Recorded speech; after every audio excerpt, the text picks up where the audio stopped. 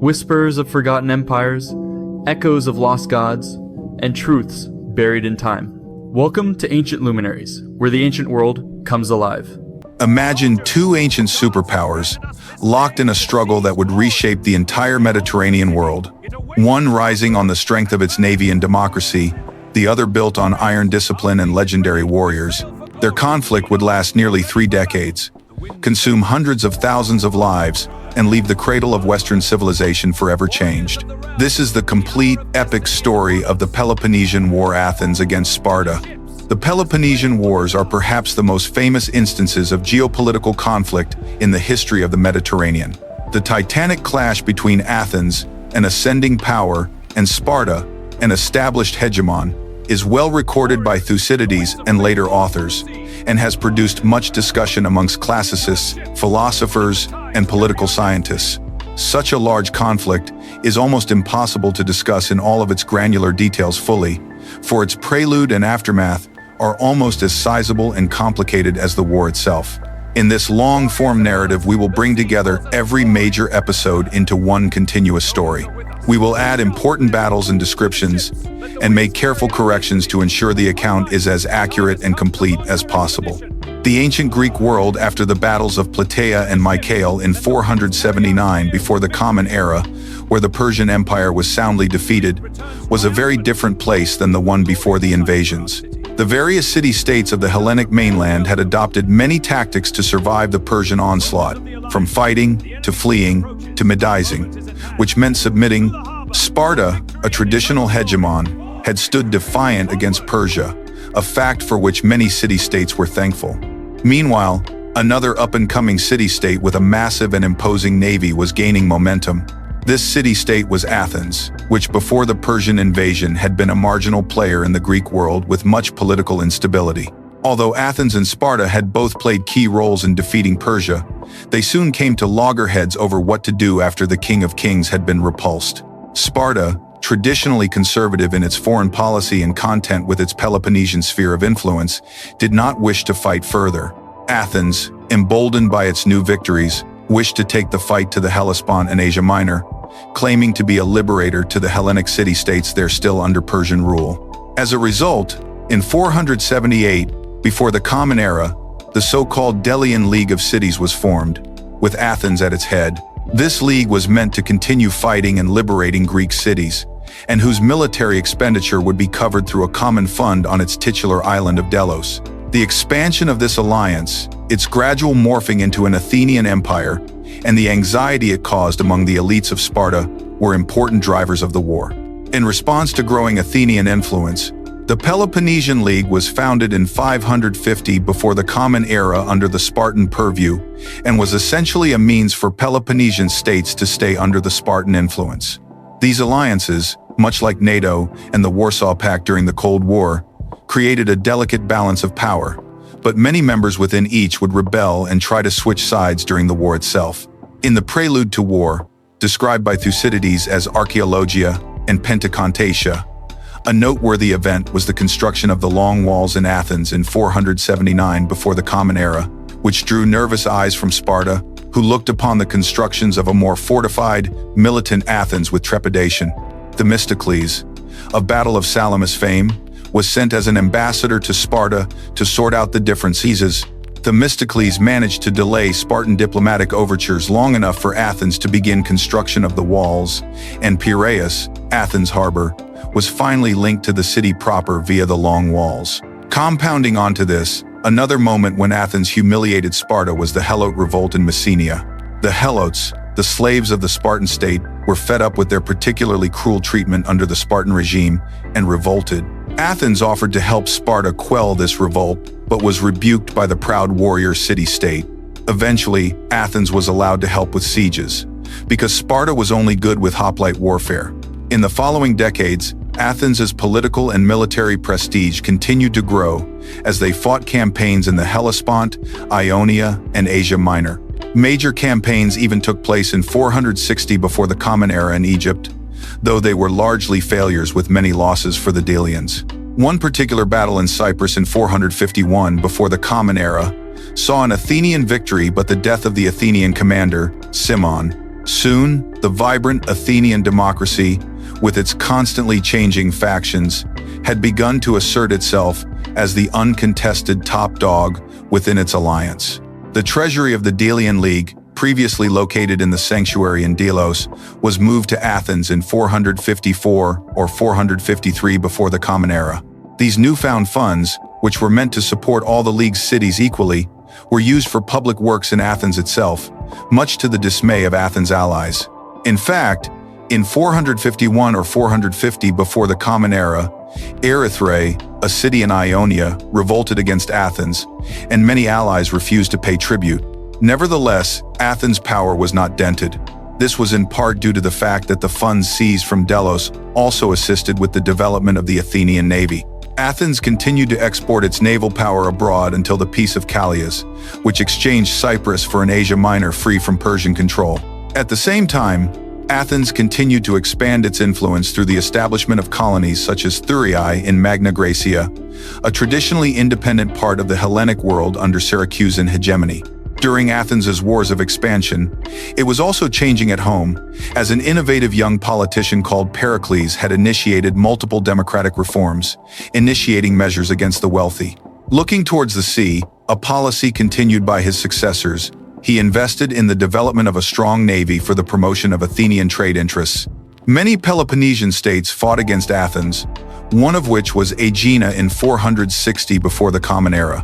But the rising naval superpower defeated Aegina, besieging and conquering the city. Soviet historiography has actually called this the First Peloponnesian War due to its role in forging the alliances that followed in the full-scale conflict. It began in 460 before the Common Era, with the obscure Battle of Oeno, where the Athenians and the Argives banded together in common interests and defeated the Spartans, and then with the Battle of Aegina, where the Athenians defeated 70 ships of Aegina and subjugated it as a tributary.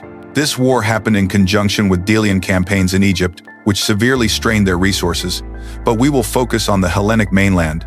The Battle of Aegina is itself an obscure battle but set the stage in the on and off conflict. The Spartans rallied their allies while Athens began its goal of extending influence in central Greece. This is due to Athens' strength at sea being balanced out by insecurity in the Attican peninsula.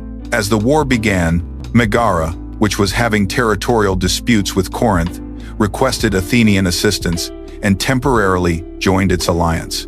This is why, in 457 before the Common Era, two major battles occurred almost concurrently, the battles of Tanagra and Oenophyta. The first battle unfolded because of the conflict between the Phocians and the Doric city-states.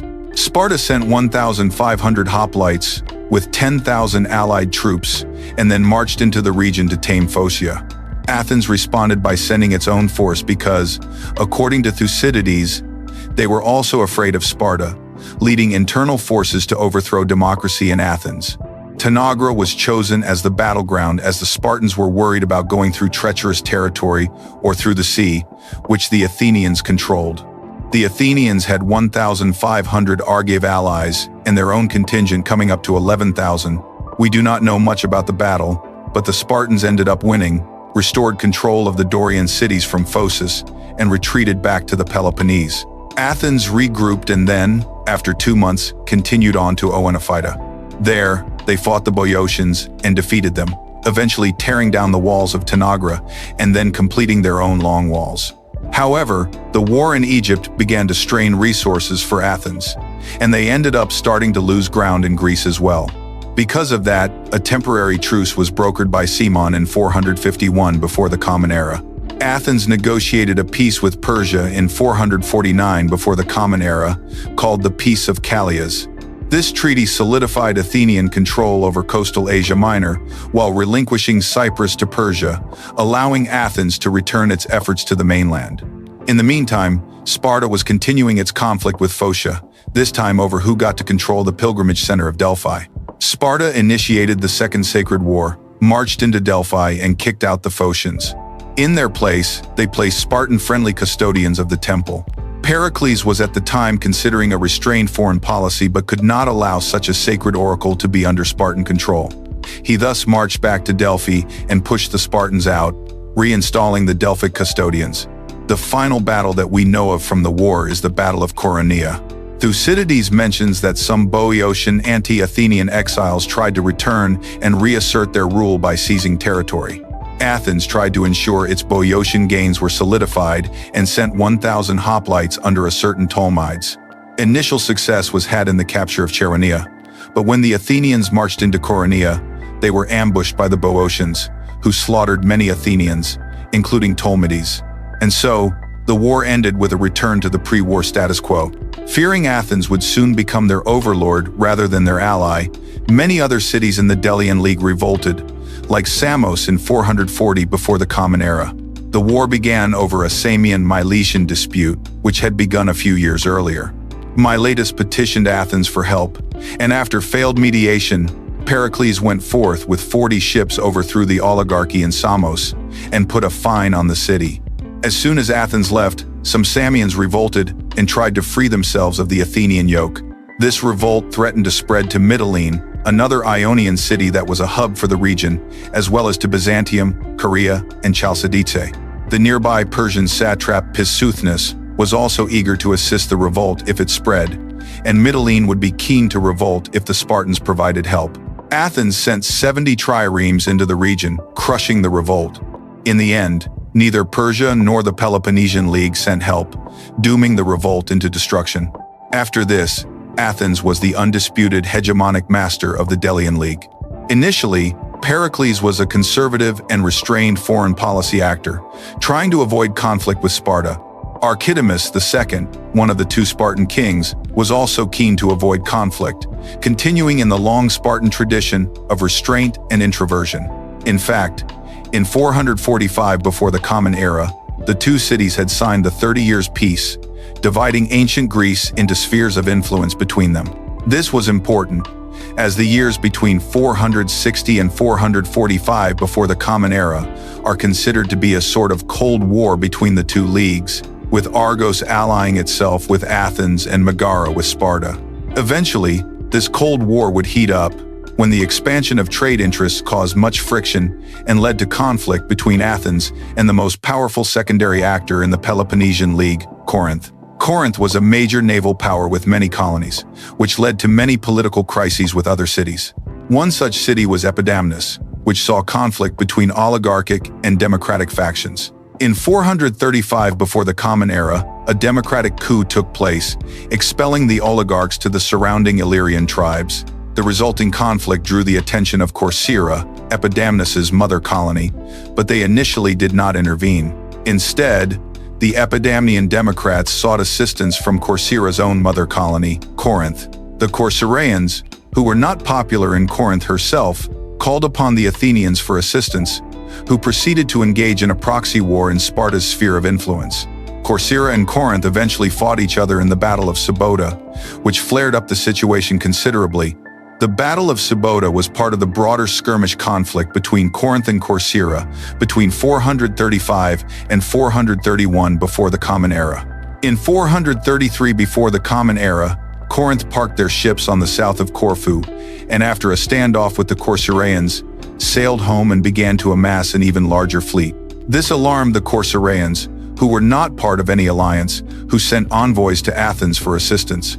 Corinth also sent envoys to gain Athens as an ally, and after much deliberation, the Athenians decided to help Corcyra and sent 10 ships to Corcyra under direct orders to not attack Corinthian ships unless an invasion was to take place, meaning this was a purely defensive alliance. Corinth and its allies had 150 ships, while Corcyra and their allies had 120 ships. The Corcyraean fleet was in the southern tip of Corfu, anchored in the small islet chain called the Sybota Islands and Cape Lucime, from which the battle takes its name. To their south in Chimerium, Corinth put their ships. During nightfall, Corinth put their fleet to sea and moved north. They met the Corcyraeans in 3 squadrons, with Athens on the right flank. Corinth's Megarian and Ambracian allies were on the right, Corinth's ships were on the left, and the rest of the allies were in the center. The two fleets faced each other and then clashed. The large presence of javelin throwers and hoplites meant that the ships were essentially boarding vessels, with much hand-to-hand fighting as people invaded each other's ships. Initially, Athens was restrained and attacked only if Corcyraeans were under threat. This changed slowly as the Corinthian left was faced with the Corcyraean right, with the latter losing out in the clash. Athens rolled in, but in the end, both they and the Corcyraeans were pushed onto land. The Corinthians went to collect their dead, but the Corcyraeans and Athenians were afraid that they were going to land on Corfu. As such, they pushed back into the sea and attacked. Right on time, Athenian reinforcements arrived in the form of 20 ships, and the Corinthians retreated. The next day, Corinth saw the enemy ships come out for battle and sent an envoy asking if Athens and Corinth were at war. Athens replied that they were only here defensively, forcing Corinth to retreat. This bizarre stalemate meant that both sides raised victory trophies, a topic of division allegedly only solved the year after in the Sicilian Expedition in Olympus. As both Corcyra and Corinth claimed victory after their stalemate in Sparta, Athens further inflamed tensions by imposing economic sanctions on the city of Megara in 432 before the Common Era. The so-called Megarian decree was sponsored by Pericles himself and was meant to be a form of revenge for the alleged trespassing on Demeter's sacred meadows by the Megarians. The reality was less religious and more political. The Megarians had backed Corinth, which made them hostile to Athens. Sparta furiously demanded that Athens forsake the decree and also insisted they let go of Aegina. However, the Athenians continued to be intransigent and continued to bully smaller cities in its alliance. One such city was Potidaea, a Corinthian colony which still had many ties to its mother colony, including annual magistrate visits. Athens issued an ultimatum to Potidaea to cease all communications with Corinth and pull down its walls. Potidaea sent ambassadors to both Athens and Sparta, but negotiations broke down as Athens had already sent troops to enforce the ultimatum. The Potidaeans instantly revolted and made an alliance with the cities of the Chalcidices and the Bottiaeans, who joined in the rebellion. They were aided by the Macedonian king, Pericles, who helped their forces move inland to Olynthus. Athens's 30 ships and 1,000 hoplites, under the command of General Archestratus, initially fought Pericles, as Archestratus anticipated that the Potidaeans would immediately comply with the wishes of Athens and increase their tribute. Meanwhile, Sparta and the Peloponnesian League had made some unofficial guarantees to Potidaea, and Corinth sent 1,600 hoplites and 400 light troops to Potidaea as well, under the command of Aristeus. These were informal volunteers so as to not violate the 30 Years' Peace. In response, Athens increased its commitment with another 2,000 hoplites and 40 more ships, under the command of Callias. After some fighting against Pericles, the combined Athenian forces sailed to Potidaea and landed there alongside 400 cavalry, while the Potidaean and Peloponnesian alliance numbered 1,600 hoplites, 200 light troops, and 400 cavalry. Archestratus seized the Macedonian city of Thermae and immediately began a siege of Pydna, with the Athenian reinforcements joining as soon as they arrived. Callias quickly arranged a ceasefire with Pericles, as Pericles had instructed him to focus on quashing possible upstart revolts, rather than focus on the Macedonian front. The Athenians were quite happy with this arrangement and concentrated all their forces against Potidaea. 3,000 Athenian hoplites, their allies and 600 Macedonian cavalry, left Pydna and marched to Potidaea, while their 70 ships sailed along the coast. Aristeus had been chosen to command the infantry, and Pericles, who had already broken his agreement and abandoned the alliance with Athens, was selected to command the cavalry. The anti-Athenian allies split their army in two. The Corinthians and Potidaeans positioned themselves on Isthmus just to the north, while the Chalcidians, Macedonians, and other allies took up arms near Olynthus. Their plan was to trap the Athenians by luring them into the valley towards the isthmus and then coming up from Olynthus to encircle them. The Athenians managed to outmaneuver them and sent the Athenian supporting Macedonian cavalry to Olynthus, blocking the reinforcements. The Athenians then attacked the main allied army. The Corinthian wing under Aristeus succeeded in routing the Athenians, but the Athenians had much more success in routing all other wings of the enemy force.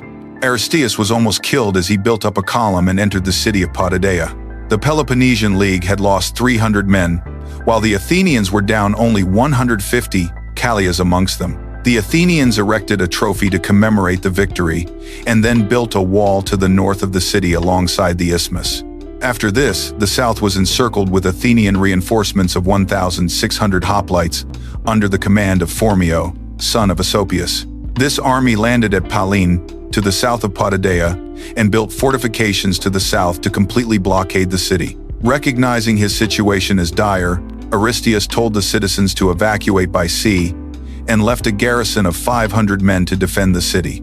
The civilians ignored this call, so Aristeus escaped from the city and tried to call on Chalcidian and Peloponnesian assistance, to little avail.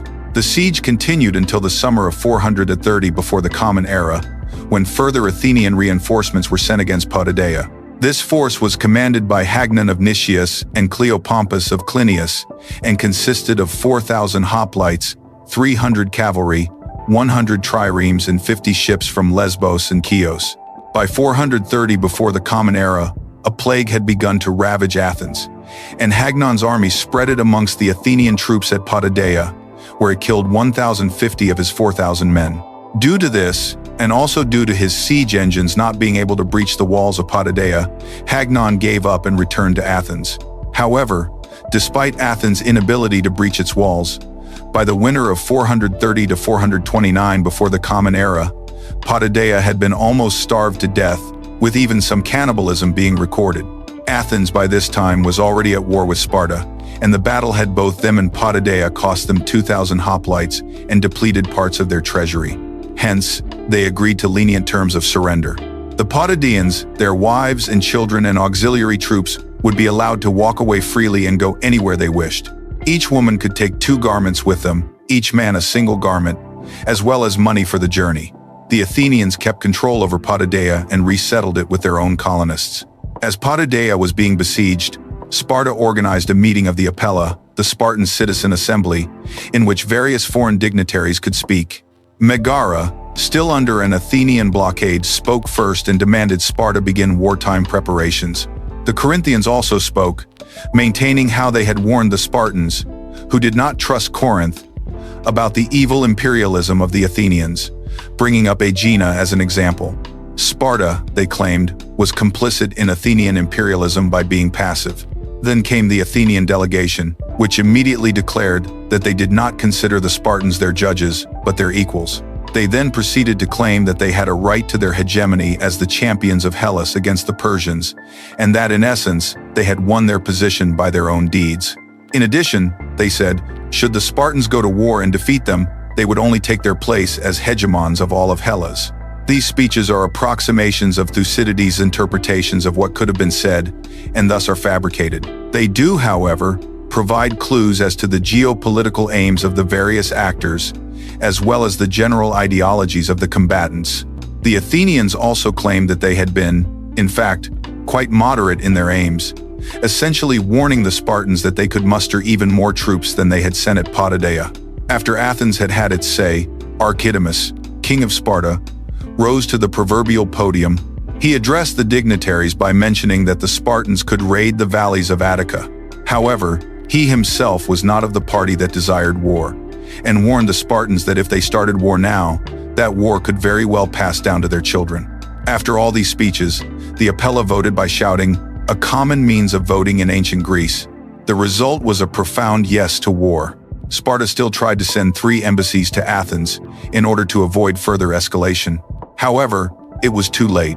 Ultimately, it will never be certain whether the outbreak of war between Athens and Sparta was indeed inevitable. However, the actions of the major players of the era certainly contributed to the eventual outbreak of hostilities, such as Pericles' adventurous foreign policies for Athenian expansionism and Corinth's pursuit of Athenian containment.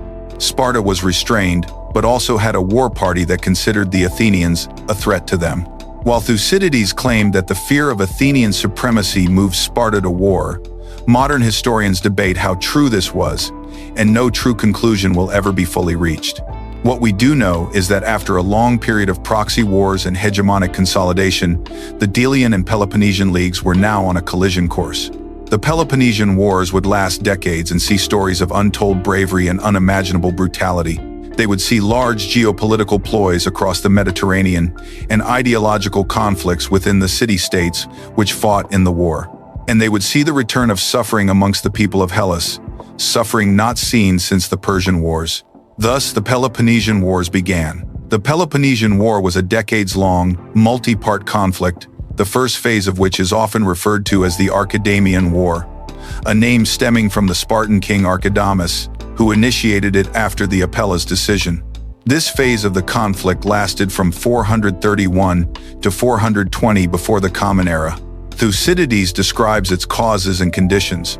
Sparta technically initiated the conflict, but many Greek polis were on their side as they saw the Athenians as an emerging superpower to fear. Sparta itself claimed to be a liberator of Hellas from Athenian imperialism, a sort of defender of the free world. Meanwhile, Athens proclaimed itself to be a defender of democracy against repressive oligarchies. This mutual finger-pointing, so reminiscent of the Cold War of the 20th century, hid cynical geopolitical agendas. It should be noted that, due to Thucydides' thorough habit of describing wars year by year, historians are blessed to have a comprehensive and reliable primary source that allows us to follow this conflict's incredibly complex shifting alliances pretty easily. The Peloponnesian League began the war by invading Attica, Athens' breadbasket. Almost every year throughout the war, the Spartans and their allies would invade this region in a scorched earth policy to starve out Athens. In retaliation, Athens blocked the Gulf of Corinth as a countermeasure. However, this did not stop the burnings in Attica from resulting in many civilian deaths, both from famine and pillaging, and many refugees from the Attican hinterlands fled behind the walls of Athens, proper for protection. Immediately, Pericles began to face attacks from many angry Athenians, who questioned why he had dragged them into this war. Pericles tempered their panic by advising that their war would be won by strategy and that their indomitable navy would be able to win the day so long as they could avoid engaging the Spartans in ground combat, where the Spartan hoplites were at their strongest. After a month of the initial pillaging spree, the Spartans and their allies returned home to participate in the harvest. As was the custom, thus given a reprieve, at the end of this year, the city of Athens held a public funeral to honor the dead. Pericles recited his iconic epitaphios logos, or funeral oration at this funeral. Thucydides takes this opportunity to dissect Pericles' and Athens' ideology. We can see this in the Logos excerpt, where Pericles honors the dead as heroes of the Athenian ideal. The sacrifice which they collectively made was individually repaid to them, for they received again each one for himself a praise which grows not old. And the noblest of all tombs, I speak not of that in which their remains are laid, but of that in which their glory survives, and is proclaimed always and on every fitting occasion both in word and deed. For the whole earth is the tomb of famous men. Not only are they commemorated by columns and inscriptions in their own country, but in foreign lands there dwells also an unwritten memorial of them, graven not on stone but in the hearts of men. The Logos is remembered as an anti-capitulation song that tries to frame the deaths of Athenians as sacrifices made in the fight for a unique democratic ideal. Unlike the strictly militaristic Spartans, it also frames Athens as heroic for its participation in both mercantile and military affairs. Athenian lifestyle is extolled as outgoing and linked to the sea, and their adventurousness is something to be celebrated. Rather ironically, 1 year after Pericles gave this speech, the plague hit Athens, and Pericles himself died of it. Thucydides respects Pericles in his evaluation as a strong and vanguardist leader. In 429 before the Common Era, the Peloponnesian League tried to lift the Athenian blockade off of the coast of Rhium, a small northwestern Peloponnesian coastal settlement. The Athenian navy was stretched thin at the time, having dispatched troops to both Potidaea in Macedonia and to traditionally Dorian-leaning Crete.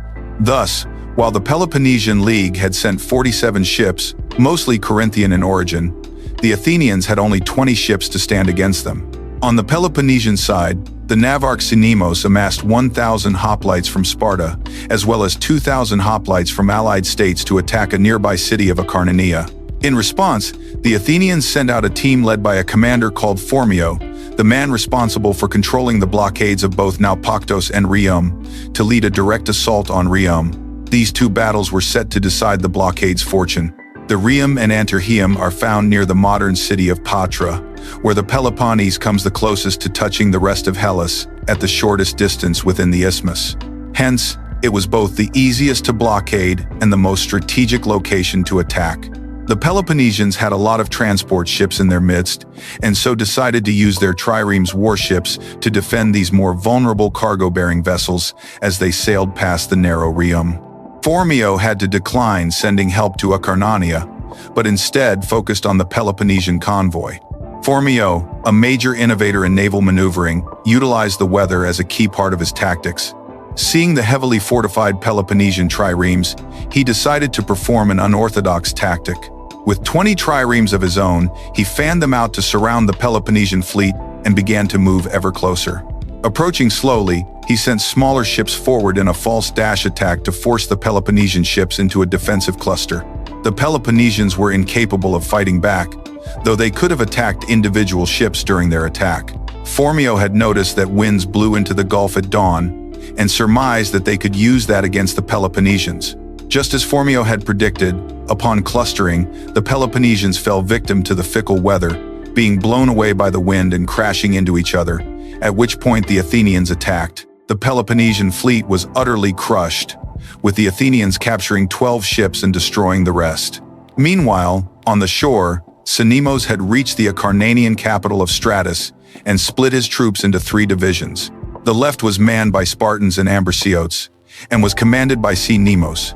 The center was made up of barbarian mercenaries, and Leucadians and Anacoriates commanded the right. Cinemos himself was keen to encamp the divisions and begin negotiations. However, the center division, hoping for pillage and glory, continued to advance against Cinemos's wishes. They eventually faced the Stratians, only to discover that the defenders were experts in close combat. Thus, the barbarians were promptly sent packing. The other divisions were caught by surprise and formed ranks, but the Stratians lacked the forces to defeat them, so they did not press their advantage. However, the next day, Cinemos discovered that the rest of the Acarnians were sending reinforcements, and thus decided to flee, meeting up with the survivors of the Peloponnesian fleet on the way. In both the naval battle at Rhium and the engagement at Stratus, the Athenians and their allies had emerged as the undisputed victors. Phormio was also responsible for another battle, that of Naupactos, which took place in the same year. Everything began in Naupactos, where he was based. After the failed battle at Rhium, the survivors of the Peloponnesian fleet went to Cyllene in the west, where they met the Acarnanian invasion fleet and then received more reinforcements. Athens also sent reinforcements, but they were stuck in Crete, so he only had his 20 ships. He positioned himself in the Malicrian Rhium, with his enemies on the other side, the Peloponnesian Rhium. His sailors were anxious due to their low numbers, but so were the Peloponnesians due to their previous loss. Phormio promised his comrades that he would not fight in the narrow straits, but soon the Corinthians forced his hand. The Peloponnesians formed 4 lines, with the 20 fastest ships forward and the hoplites on shore. They began to move east to capture the base at Naupactos, so Phormio entered the straits to prevent this. The Peloponnesian fleet then went north and tried to trap the Athenians. 9 ships went onto the shore while the other 11 Athenian ships escaped. The 9 crews either died or were captured, while the 11 were chased by the 20 fast Peloponnesian ships. As they reached the Gulf of Corinth, 1 ship from each fleet went adrift, and the 10 Athenian survivor ships entered Naupactos. As the 2 adrift ships arrived, Athens rammed a merchant ship and sunk it, riling up the rest of the ships into fighting once more. The Peloponnesians had lost their formation and were decimated by the disciplined Athenian onslaught. They continued back into the trap, where they freed their comrades and captured 6 Peloponnesian ships. Both sides raised trophies after this battle, but the Athenians held off until their reinforcements arrived and ensured control of the Gulf of Corinth. Another battle, this time a defeat for the Athenians, took place in Spartolus near the doomed city of Potidaea in the same year. An army of 2,000 Athenian hoplites and 200 cavalry led by Xenophon, not the historian, the son of Euripides, marched up north in Chalcidice to Spartolus, which was a bastion of anti-Athenian sentiment from formerly coastal populations kicked out by the Athenians. The city itself was fortified, however. As Athens arrived, the defenders, composed of hoplites, peltasts, and auxiliaries from Spartolus, nearby Olynthus, and nearby Chusis, moved out of the city to meet them. Athens's hoplites defeated the defending hoplites, and the auxiliaries retreated back into the city, but the goddess Nemesis was on their side on that day. New peltast reinforcements arrived just after the retreat, and began to rain down on the Athenians. The defenders were encouraged by this and moved out once more. Athens retreated back into the camp and tried to push back. However, every time they pushed forward, the peltasts moved back, and upon Athenian retreat, the peltasts returned and rained hell on the Athenians, while the cavalry also assaulted the invaders. 430 Athenians, including their generals, were killed, and the rest moved back to Potidaea in complete defeat. The death of Pericles allowed for some of the allies who were not too keen on the war, like Lesbos. These were quickly dispatched with, as Athens had an unparalleled fleet at the time, Mytilene was another, and they managed to back various revolts in Ionia and the nearby islands. We will return to the revolt in due course, but what is important is that Thebes, an ally of Sparta and keen enemy of Athens, began to encroach upon Plataea. Initially, 300 Theban hoplites approached the city, where 2 oligarchic sympathizers let them in. These 2 Plataeans were hoping for a victory against the newly risen democratic factions in the city. The Plataeans were initially shocked into submission but then realized their numerical superiority and killed over half of the Thebans, with the rest either captured or escaping. In this dire engagement, the Theban reinforcements could not aid their dying brethren due to the Asopas River flooding. Initially, both sides swore sacred oaths to negotiate the release of Theban prisoners if Plataea was left alone. We do not know who broke the oaths taken, but the Thebans eventually began to attack again. The Plataeans called for Athenian help, while the Thebans appealed to Sparta. This is technically the official beginning of the Peloponnesian War. Archidamus sent an expeditionary force to burn the farmlands outside Plataea, something the Plataean ambassador reminded the Spartans they were not allowed to do due to the holiness of Plataea. Sparta said that they would only agree to protect them if they became neutral, but Plataea, which was very close to Athens in terms of both geography and ideology, rejected said proposal. Athens pushed the Plataeans to avoid agreeing to the terms, making the Plataeans more confident in the fact they could hold out until Athenian aid arrived. Archidamus thus began his work of besieging the city, beginning by constructing a wooden palisade around it. He managed to build a mound leading up to the walls, which he tried to use for an assault over the city walls. The Plataeans countered this measure by extending the height of their walls, while also digging under the walls and burrowing inside the Spartan mound, thus delaying the mound's construction. They also managed to build further fortifications inside the city using the materials from the mound, and thus had an additional means of defense in case of a Spartan breakthrough. The Spartans also built up siege engines, but these were ineffective as the Plataeans used lassos and fire to disable these instruments of war. The Spartans continued to try to force their way through Plataea's walls for some time, but eventually they decided that it was fruitless and decided to simply sit back, surround the city, and starve it out instead. Their next step was to start throwing fire projectiles into the city proper. A large part of Plataea was destroyed by fire, but the Spartans missed the defensive positions, and thus their bombings only ended up amounting to an archaic form of terrorism. After this failure, the Spartans decided to simply double down on their attempt to starve out the Plataeans. To that end, the Lacedaemonians built a wall of circumvallation around Plataea, and seeing as they did not need most of their troops, dismissed a large part of the besieging force.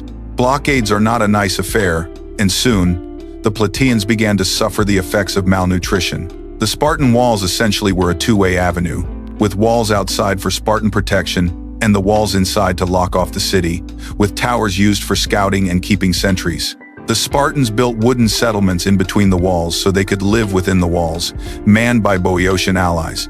According to Thucydides, the Plataeans had before sent off their wives and children and oldest men and the mass of the non-combatants to Athens, so that the number of the besieged left in the place comprised 400 of their own citizens, 80 Athenians, and 110 women to bake their bread.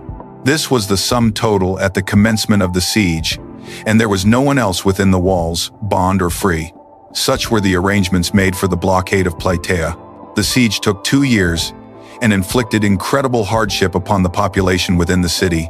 By the winter of 428 to 427, before the Common Era, provisions within the city began to grow thin, bringing desperation to the civilian population. The Plataeans decided to try and break out. At first, this was to be an attempt of the entire male population of the city to escape, but half of the garrison then decided that it was too dangerous. In the end, only 220 Plataean soldiers took part. They used ladders to climb over the walls, captured 2 of the 10 towers of the fortification, and managed to get across the outer wall before strong reinforcements could arrive. The Peloponnesian League tried to send 300 men as reinforcements, but by the time of their arrival, the Plataean escapees had fled to Athens. The Plataeans then moved up the road leading to Thebes, deceiving the besiegers, who attempted to find them on the road to Athens. Eventually, 212 of the escapees managed to reach Athens. Thucydides claims that their success was mainly due to the darkness and the storm that was raging during that night. Even though the escapees managed to reach Athens, their pleas for aid fell on deaf ears. The Athenians were continuing to follow Pericles' strategy of avoiding direct ground combat with Sparta, and thus did not send a relief force to Plataea for fear of being bogged down. By the summer of 427, before the Common Era, the Plataeans and their allies inside the city were totally burnt out and starved, and thus the Spartans began their ominous assault.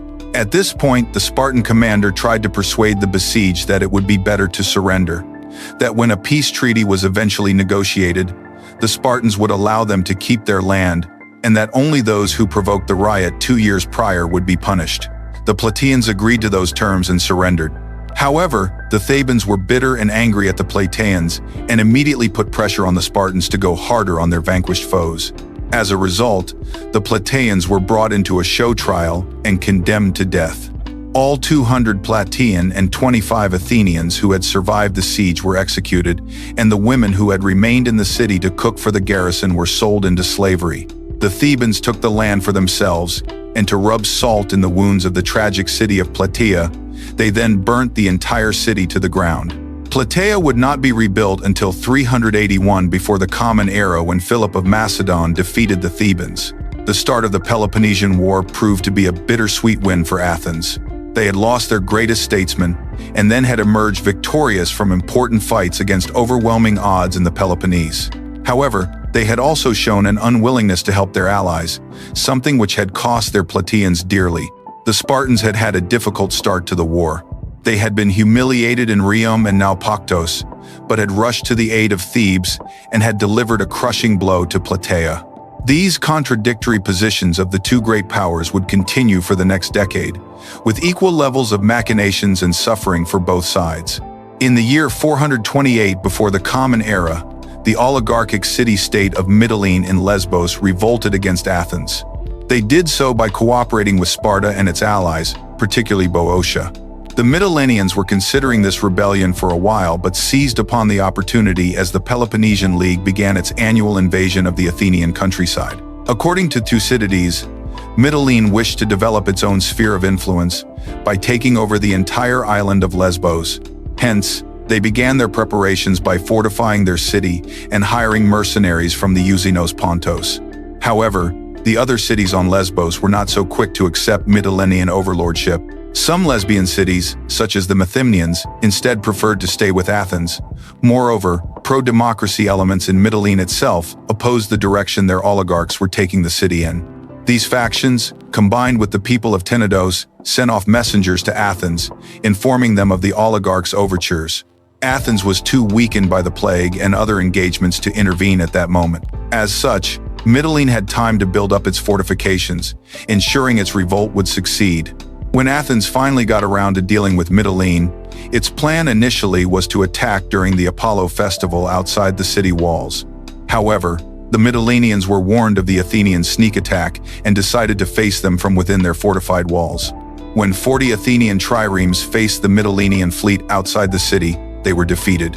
Afterwards, negotiations began, with Mytilene preemptively sending runners to Sparta to try and obtain Lacedaemonian support during the proceedings. Talks soon collapsed, and the Mytilenean army left the city and attacked the Athenian camp. The Athenians were devastated but not fully crippled, while the Mytileneans preferred to be on the defensive and retreated back into their walls. Meanwhile, Sparta brought the matter to the Peloponnesian League, which formally incorporated the island of Lesbos as an ally within its ranks. Sparta then organized a campaign to attack Attica and Olympia, but her allies were late due to the harvest season. Athens heard of this and intimidated the League with 100 warships used to raid the Peloponnese. Meanwhile, Mytilene tried to raid the other cities of Lesbos, specifically Methymna, but was repelled. By 427 before the Common Era, the Athenians had begun a proper siege of the rebellious city. Mytilene was fully surrounded, subject to starvation, and completely reliant on a Spartan fleet of 40 ships commanded by Alcibiades. The fleet was notoriously late in getting there, having not set sail until the summer of 427 before the Common Era. All told, the Mytileneans were in a very difficult situation. Time was running short, and help was likely not coming in time. Ultimately, they decided to enter negotiations. While this may have seemed like an easy triumph for Athens, it was, in fact, a Pyrrhic victory. After battling the annual invasion into Attica, fighting the naval war in the Isthmus, and funding the siege of Mytilene, Athens's finances were deeply strained. With this background, we enter the infamous Mytilenean debate, which occurred in the agora of the city beloved of the poets. The Athenians were both aghast at the strain of the war and furious at the insolence of the Mytileneans who had brought them such trouble. As such, a motion was put forward to execute all male citizens of Mytilene and sell the women into slavery. A trireme was dispatched to do the deed, but a day later, the Athenians held another debate, the moral pillars of their society speaking out against indiscriminate slaughter. The man who was pushing for the massacre was Cleon, a man whom Thucydides describes as the most ruthless man in Athens. He claimed that Athens, instead of punishing, was wasting time with sophistry and that expediency was key. As such, punishment of the Mytileneans would be the best deterrence. Then came Diodotus, a man who was against the punishment. He urged that Athens act in moderation and that aggression would be counterproductive. In the end, Athens reversed its decision by a slim majority vote. A second trireme was dispatched and reached Mytilene in time to stop the extinction of an entire demos. It was a rare moment of mercy in a war known for its brutality that Thucydides had to note as extraordinary. Athens was growing more belligerent as 426 before the Common Era came about, and debates in the Agora were now going on about how to move forward. Eventually, they decided on a massive assault on Boeotia and Aetolia, regions full of Spartan allied states. Athens had many allies in neighboring Messenia, who had lobbied for the campaign to occur on their terms. The Athenians initially sent two major contingents. One was led by Demosthenes, who was to sail across the Peloponnese and blockade the Corinthian Gulf. Nicias led the others to attack in Tanagra, Melos, and Boeotia. Demosthenes initially managed to amass a large force of his allies from Messenia, Corcyra, and Acarnania, as he had promised to lay siege to Leucas. However, as he wanted to split the force in two and take further reinforcements from Phocis to go to Aetolia first, many of his allies deserted him. Demosthenes continued on and reached Locris, where he established a base to begin attacking Aetolia. However, the Aetolians had received intelligence and amassed forces that could easily defeat the Athenians. Ranged units in the form of javelin throwers were Athens' great weakness during this period, and the Aetolians were particularly skilled in that regard. As Demosthenes approached towns like Aegidium, he found them empty, for the inhabitants formed bands of guerrilla warriors and fled to the mountains. Using the hilly terrain, the defenders attacked the Athenians constantly, with only Athenian allied auxiliaries able to retaliate at all via arrow fire. To compound matters, Demosthenes ended up without a guide, leading to more chaos among his troops. The result was the complete decimation of the Athenian expeditionary force, with above-average losses for Athens and its allies. Demosthenes was forced to retreat to his previous base of Naupactos. He was loath to return to Athens as his reputation was tarnished. Hence, he continued to operate in naval wars, winning victories at sea at Olpae and Idomene. The two battles occurred back-to-back, in essence, as they happened in the background of the Aetolian campaign. At first, the Spartans tried to invade the city of Naupactos after the Aetolians requested their help, using 3,000 hoplites. These hoplites besieged the city with the help of the Locrians, who had promised to help the Athenians but had decided against it and joined the other side. Sparta took the outer walls and defeated the Naupactian contingent but failed to take the city in time. Demosthenes, hearing of the siege, asked and received 1,000 Acarnanian hoplites and dashed to the city, forcing the Spartan commander Eurylochus to abandon the siege. He now aimed to go to the Amphilochian city of Argos and use that to subdue Acarnania. His local allies, the Ambracioes, promised to help him with reinforcement in the winter, so the Spartans took positions on a hill at Procyon. The Ambracioes joined them as promised with 3,000 hoplites, and the combined forces met at Olpae. The Acarnanians moved their troops to Argos and the nearby hill of Olpae and asked Demosthenes for reinforcements, a request he eagerly obliged, arriving with 20 triremes and 200 Messenian hoplites, alongside 60 Athenian archers, and camped opposite a ravine. The Peloponnesians had Eurylochus on the left, then the Mantinean allies, then mixed contingents in the center and left. Opposite them were the Acarnanians and Amphilochian javelin throwers, with Demosthenes and the Athenians opposite Eurylochus. At first, the Ambraciots broke through their enemies in the opposite and began to push towards Argos. He also tried to outflank Demosthenes from the left. However, Demosthenes had also hidden 400 hoplites and light troops in bushes for a convenient sneak attack. These hidden troops sprung forth behind the Peloponnesian left flank, which instantly broke into chaos alongside the center, besides the disciplined Mantineans. The Ambraciots arrived just in time to see the absolute chaos besieging their side of the fight and tried to retreat to Olpae. Still, the Acarnanians attacked them as well, with heavy casualties. Eurylochus himself was slain in the battle, and the successor, Menedaius, asked to recover the dead and to retreat to safety. Ever the populist, Demosthenes only agreed to the first request, and for the second allowed only Menedaius, the Mantineans, and some select Peloponnesians to leave. This is possibly so as to make them look bad, which happened because the Ambraciots tried to join the Spartans in retreat and lost 200 more men to the Athenians. Idomene occurred 2 days later, as Demosthenes found out that Spartan reinforcements in the south were moving towards the south from Ambracia. As such, he sent troops to block their advance, and the two forces camped on the hills of Idomene, the Athenians on the higher hill, and the Ambraciots on the lower hill. Demosthenes also moved there at night with a team of Acarnanians, Amphilochians, Messenians, and Athenians. In a sneaky move that was worthy of Odysseus, he put the Dorian Messenians first in order to confuse the Ambraciots, who spoke the same dialect. At dawn, they attacked the Ambraciots, who predictably were shocked and caught off guard by the Doric-speaking ninja attack. A massacre ensued in the camp, with more Ambraciots dying while in retreat through harsh terrain. The defeat was so bad that Thucydides claimed it was one of the biggest casualty rates of any city, as over 1,000 people died. The ending, however, was a surprise one. The Acarnanians, Amphilochians, and Ambraciots ended up signing a mutual peace treaty that they would work together in any invasion so long as neither side was involved. This was most likely due to fear of Athenian influence growing too strong in the region. In 425 before the Common Era, the city of Messina in Sicily revolted against Athens after a successful bout of Spartan diplomacy compelled them to do so. As a counterplay, Demosthenes developed an idea of using Pylos as a springboard base to raid Sparta with the help of the Messenians. He suggested this to negative responses twice, but due to storms, the Athenian fleet ended up on Pylos anyways, and began building fortifications there. During this period, the annual invasion of Attica took place. Still, when the Spartan king Agis heard of Athenian marines landing on his home city's doorstep, he withdrew his armies back to Sparta and sent both troops and ships to Pylos.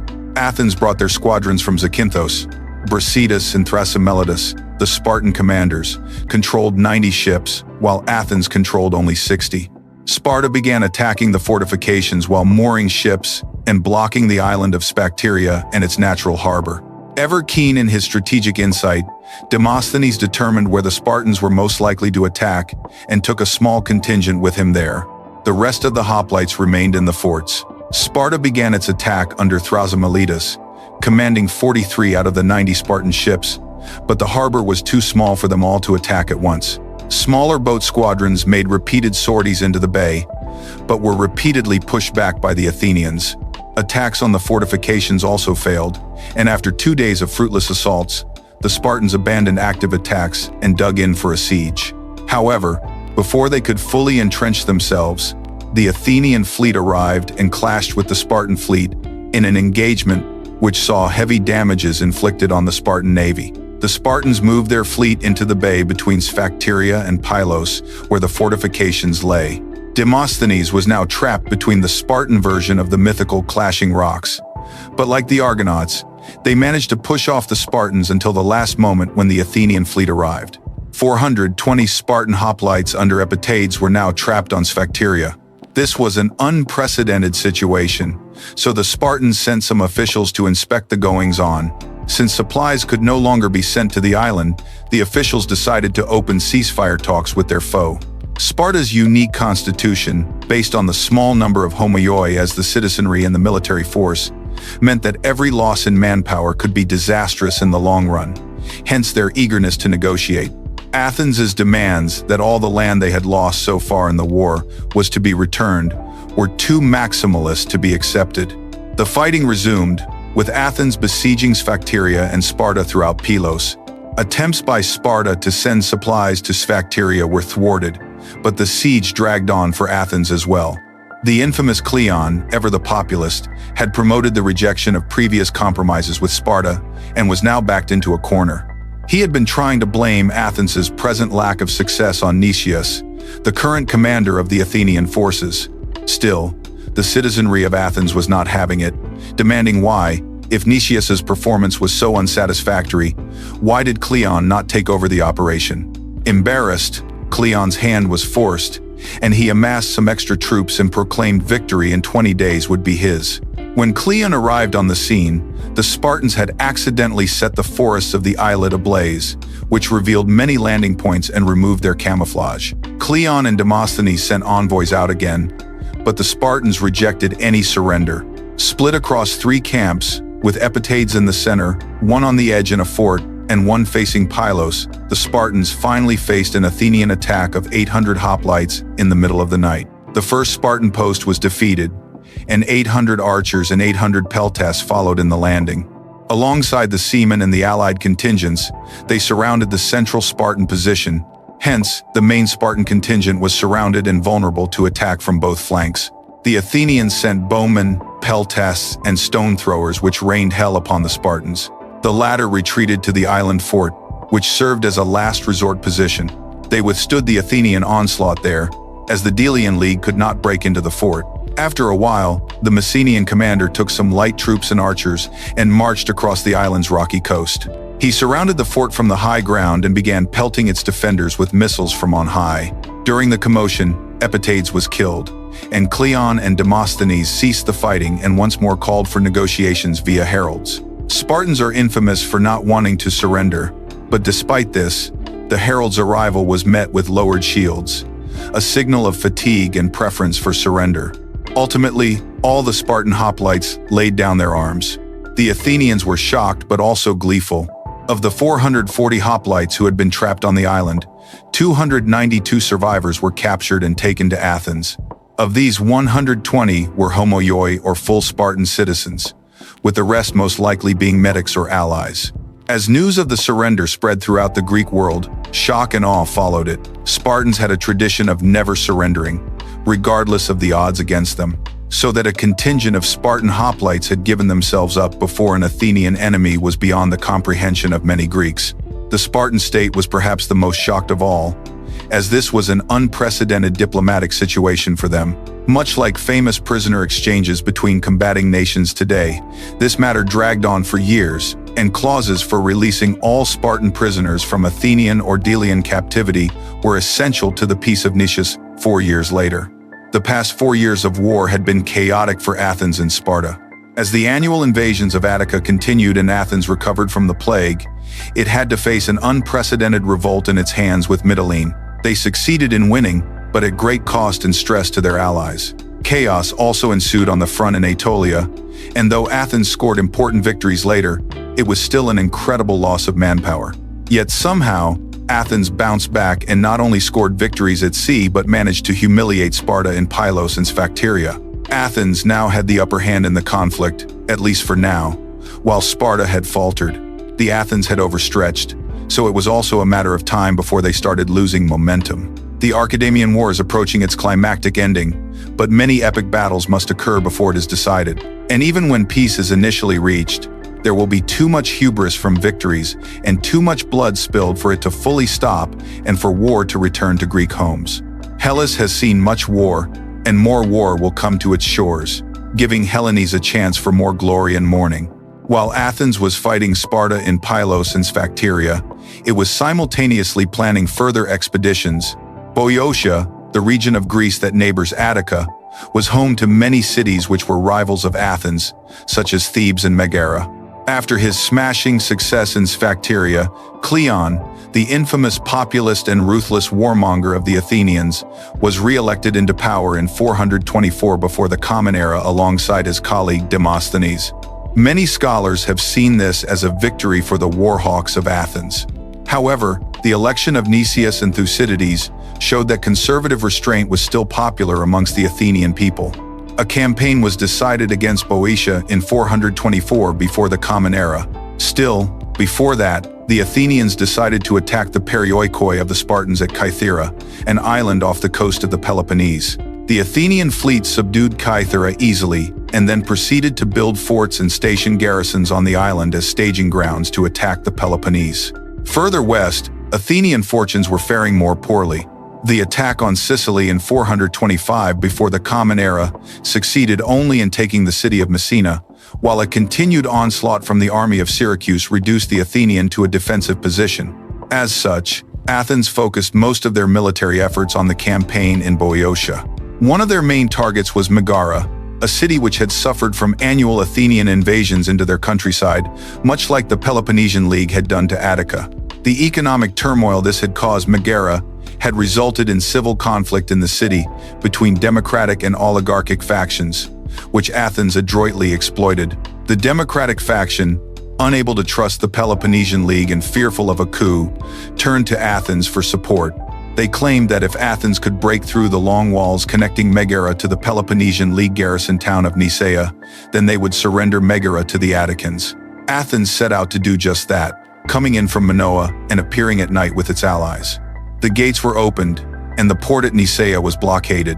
This was easy enough, but the Athenians had opposition ahead, for nearby in Boeotia, the well-known Spartan general Brasidas was encamped. When Brasidas got word of the Athenian play for Megara, he sent word throughout the cities of Boeotia. They immediately amassed 2,700 hoplites from Corinth, 700 from Sicyon, and 400 from Phlius, and marched towards the city. By the time they had arrived, Athens had taken Nicaea's interior and had taken the local Spartan garrison hostage. Brasidas did not try to take back Nicaea, instead settling on Megara's outskirts, waiting for the inevitable Athenian withdrawal. Initially, the Megarians did not admit Brasidas into their city, but eventually they relented. According to Thucydides, Brasidas did not attack immediately because it would make Athens retreat into Nicaea and face fewer losses. As such, they continued in a standoff until the Athenians finally decided to retreat. Soon after, Megara faced an oligarchic resurgence, which expelled the traitorous Democrats who had sided with Athens. Megara would remain a staunch Spartan ally for the rest of the Peloponnesian Wars, a testament to the truth of politics. Without local support, no outsider can gain effective control over a territory. Athens had a lot on its plate with its Boeotian campaign. Demosthenes and Hippocrates initially hoped to attack two fronts, one by sea and one by land. A good landing for a naval invasion was the city of Phocis in southern Greece, a part of Boeotia allied to Sparta. Phocis had a shore on the Corinthian Gulf, making it ideal for controlling communications and supplies from the Peloponnese to Boeotia proper. Demosthenes was in cahoots with some Phocians, who were aligned with the Athenians, with whom he hoped to take the city, like how they had planned to take Megara. He thus prepared his troops in conjunction with Hippocrates, who was to launch a land attack on Delian. However, in Phocis, someone had revealed the existence of the pro-Athenian saboteurs to the pro-Spartan government. Thus, Demosthenes was not allowed to disembark in Phocis proper, and instead headed to the land of Siphae further down the Corinthian Gulf. This made things much harder for the Athenians, and they lost valuable time. Hippocrates fared no better. For now, he had to march to Delium alone. Delium was a small city that lay in a strategically important location. In addition, it was near a temple of Apollo and the city of Tanagra. Hippocrates raised a large landed army against the Peloponnesian and Boeotian troops in the region. This following battle was notorious for its length and ferocity, given it had both active combat and a siege of the small town and its fortifications. Eventually, the Athenians lost both their commander and the contest. By now, both sides of the war were overstretched, and the public mood was on the route to peace. However, this would still need some time to mature, and many long-term wartime strategies were still at play. In 423 before the Common Era, A one-year truce was established, so both sides could lick their wounds and try to establish peace later down the line. One battle demonstrating this shift towards a ceasefire involves Thucydides himself, that of Amphipolis, which unfolded principally in 422 before the Common Era. Amphipolis is a city in Thrace, which was important for its silver mines. In 424 before the Common Era, while Delian was amid struggles between the warring leagues, Brasidas stormed north into Thrace and besieged the city, which General Euclid defended. Initially, the Spartans surrounded the city and tried to get traders to let them in, but they found no such dissenters among the Amphipolitan ranks. Euclid sent forth a messenger for the port town of Eion, where our historian extraordinaire stayed with his army. Brasidas knew that Thucydides was a famous regional general who would ignite Amphipolis's resolve to fight, so the Spartan general cut a deal before his Athenian counterpart arrived. He asked the Amphipolitans to either stay and keep their full properties or leave within 5 days and take their property with them. After much deliberation, the city surrendered a few hours before Thucydides arrived. Thucydides was held fully responsible for the loss and was exiled from Athens. He stayed in Thrace and began to write the account of the war we are discussing now. The 423 before the Common Era truce enabled all currently occupied land to be kept by those who occupied it, including Amphipolis. Brasidas managed to capture Cyone before the truce was concluded, which was also included in the treaty. Eventually, the truce ended, causing Athens to grow concerned for its silver mines and grain supplies coming in from its allies in the Bosporus, which was very much near Amphipolis. To that end, the hawkish Cleon resolved to retake the city for the glory of Athens, amassing a naval expedition which managed to retake Cyone before reaching Amphipolis. Meanwhile, Brasidas had built up Spartan strength by continuing his campaign in places not covered by the treaty. Amassing 1,200 hoplites and 300 cavalry and 30 ships, he quickly retook Cyone. He seized the town of Torone before positioning himself in the city of Eion, the port where 2 years prior, Thucydides was settled. Brasidas then took his troops and moved to the area, appearing on the site of Delian, having both the high ground and a view of Athenian troops and Amphipolis itself. Brasidas and Cleon were now at a standoff, waiting for the other to move.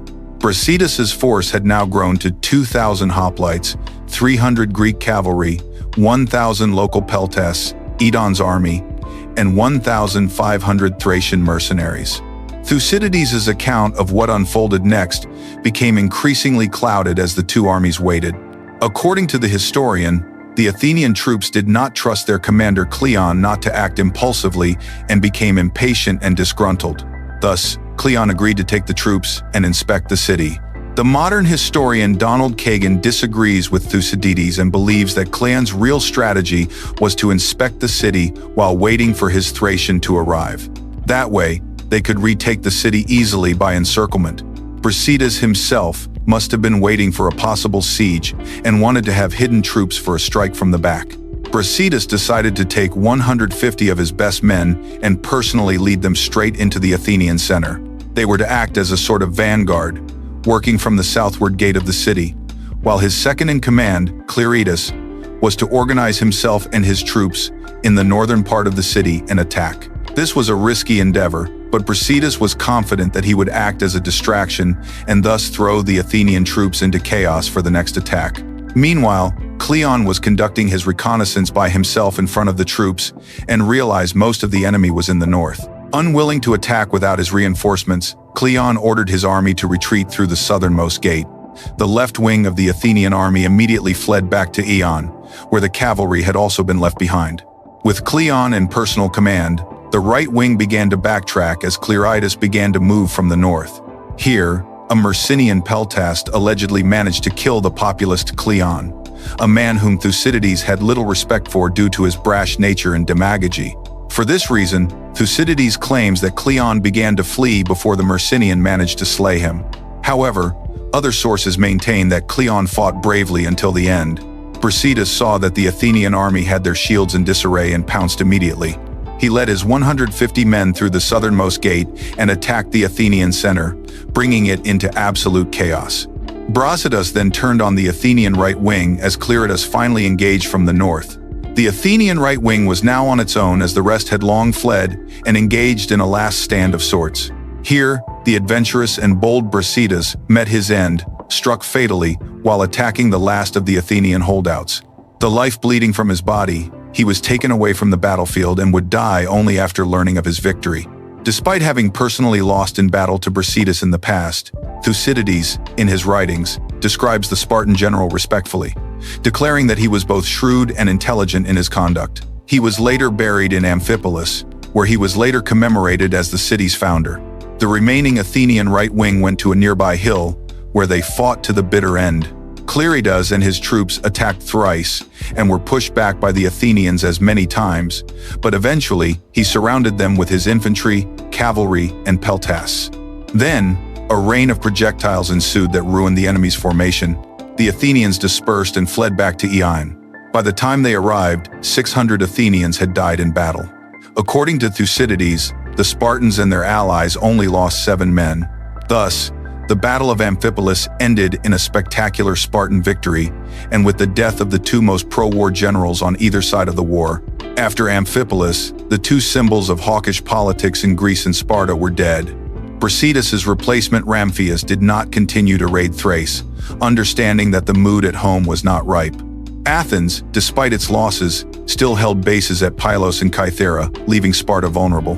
Both cities were much more in the mood for peace than previously, despite the fears of losing grain supplies for the former and raids for the latter. As such, the king of Sparta Pleistoanax and the Athenian general Nicias, from whom the peace takes its name, met to negotiate a peace treaty. Lots of haggling ensued, such as for the Sphacterian prisoners released from Athens and the Athenian prisoners released from Thebes. Cities in Thrace which were liberated by Sparta were to become neutral but still pay the tribute assigned to them by Aristides, the just to the Athenians, not the increased tribute of 425 before the Common Era. All land was generally returned to each alliance except for Plataea, which stayed with Thebes, and Nicaea, which remained under Athenian control. All temples became open to pilgrims once more, and stelae with the sacred oath taken by the 2 sides were erected throughout Hellas. Many issues still persisted. For instance, the city of Amphipolis still was left in Spartan hands. Many allies of Sparta did not like the treaty and refused to sign it. It was thus an uneasy peace brought upon by sides which could neither win nor lose the war. In addition, neither side had planned for a long war of this sort, and of course, the rest of the Hellenic world also had suffered damages. This meant that there had not yet been a permanent resolution. While the Peloponnesian Wars would not officially start up again until 413 before the Common Era, the Hellenic world would descend into a cold war as Athens and Sparta eyed each other with nervousness and suspicion. As the 421 before the Common Era Dionysia unfolded, and Athenians congregated to watch Aristophanes' infamous comedy Peace, they could at least breathe a sigh of respite, granted, only a temporary one. The Peace of Nicias was not accepted by all actors within each alliance. The Boeotians and Megarians, for instance, had not taken the oaths of the peace. Various Thracian colonies, which had to return to a quasi-Athenian rule, were also negatively disposed towards the peace deal. Corinth and Thebes were both the most influential cities who opposed the peace. Corinth's grievances with Athens had not been resolved, while Thebes was burgeoning with aggressive ambition after their conquest of Plataea. This put Sparta in a difficult situation, for they were no longer the most influential member in their own alliance and were more restrained by their allies than Athens. Other members of the Peloponnesian League, like Argos and Mantinea, began to drift away from Sparta, unofficially throwing their lot in with Athens. Nicias understood that political trouble in mainland Greece would hinder Athenian interests and expansion elsewhere, so they were eager to build a stable peace on land to recuperate from the war. Corinth, Athens' mercantile nemesis, was not having this and proceeded to go to Argos to build a third political pole against both the Apella and the Agora. Moreover, they threatened to secede from the Peloponnesian League in order to intimidate Sparta into listening to their demands. Sparta was terrified of this potentiality. If enough forces were to break off and join an Argive pact, they would destroy Sparta's geopolitical security. The Corinthians brought themselves before an assembly of powerful Argives and offered them some proposals for alliance, which the Argives readily accepted. Soon, other cities like Mantinea had also joined this new Corinthian-led coalition. When Sparta got wind of this, they were outraged. Corinth also tried to get Boeotia to join the alliance, but if Boeotia broke from Sparta, it would lose its protection against Athens, so this never materialized.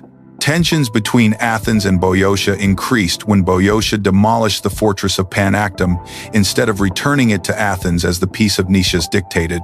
Following this, Athens and Argos began negotiations for a military alliance. A pro-war party backed this development in Athens, led by Hyperbolus and a certain Alcibiades, the nephew of Pericles, who would become immensely important throughout the rest of this war. Alcibiades utilized the demolition of Panactum to push his pro-war agenda, managing to sideline the pro-peace Nicias in the Agora. Alcibiades claimed Sparta was not upholding their end of the peace and struck an alliance with Mantinea, Argos, and Elis. Athens used these partnerships to promote itself as a champion of democracy among the Peloponnesian cities. In 418 before the Common Era, this new alliance of democracies attacked Epidaurus, a strategically important city that would geopolitically isolate Corinth once taken. The Spartans responded swiftly and soon faced off against the Argives and their Athenian allies outside Argos proper. However, rather than fight, Aegis II, king of Sparta, opted to negotiate, leading to a peaceful resolution and him leading his troops home. However, the Spartan people were furious about this and demanded that aggression be met with aggression. Thus, the Lacedaemonian hoplites marched back to war. After taking Epidaurus, the Argives marched on to the city of Tegea, which sent messengers asking for help. Otherwise, they would switch sides.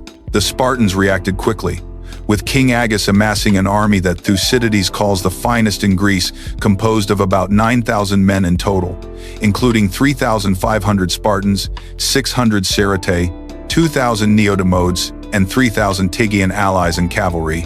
Conversely, the Argive army was about 8,000, including 3,000 Argives, 1,000 Athenian hoplites plus cavalry, 2,000 Mantineans, 1,000 mercenary Arcadians, 1,000 Cleonaeans, Ornians, and Aegiatans. King Agis went to Mantinea near Argos and began to raid the region. The Argives put up positions on the hill near Mantinea, but Agis had his ditch diggers change the watercourse in the valley, forcing Argos to move. The allied Argives descended from the hill and set up their wings. The Mantineans were on the right, next to the Arcadians, while the Argives were in the center. Further left were the Cleonaeans and Ornians, and the Athenian infantry and cavalry were on the very left. When the allied army came into view of the Spartans, Agis immediately ordered his men to form battle lines. The left comprised the Syretae, the Spartans, and some freed Helots. Next came the Arcadians, then the Maenalians and Tegians. An additional small force of Spartans made up the right, while cavalry guarded both wings. The two armies clashed when they met, spreading out their right wings. Agis moved the Syreta leftward while ordering Spartans to fill in the gap. The Spartans defeated the Argive advantage quickly, but on the left flank, the Mantineans crushed the Syretae and Thracians. The Argive troops and Mantineans moved to crush the Spartan troops and inflicted heavy losses, causing them to retreat. However, King Agis held the line bravely in the center, preventing a total Spartan rout. Thus, the Spartans defeated the central contingents while the right flank managed to outflank the Athenians. It was only the Athenian cavalry that saved the infantry from complete encirclement. Agis ordered his army to cover the left, which allowed the Athenians to flee. The Argives and their allies suffered heavy losses during the battle.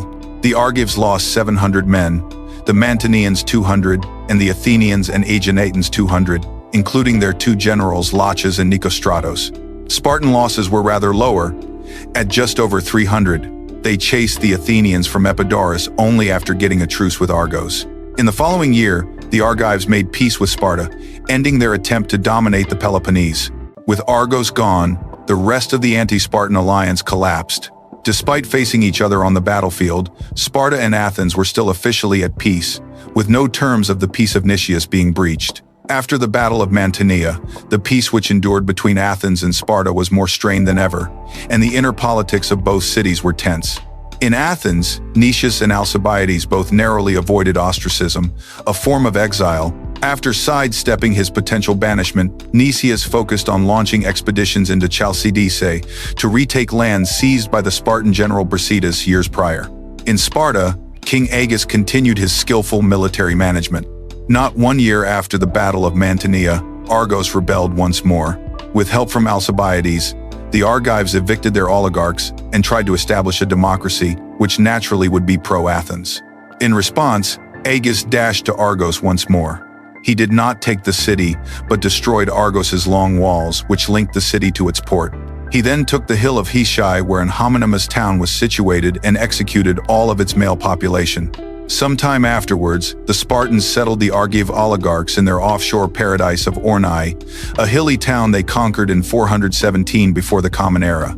They began a proxy war through these Argive exiles, fighting against Argos. In response, Argos and Athens united.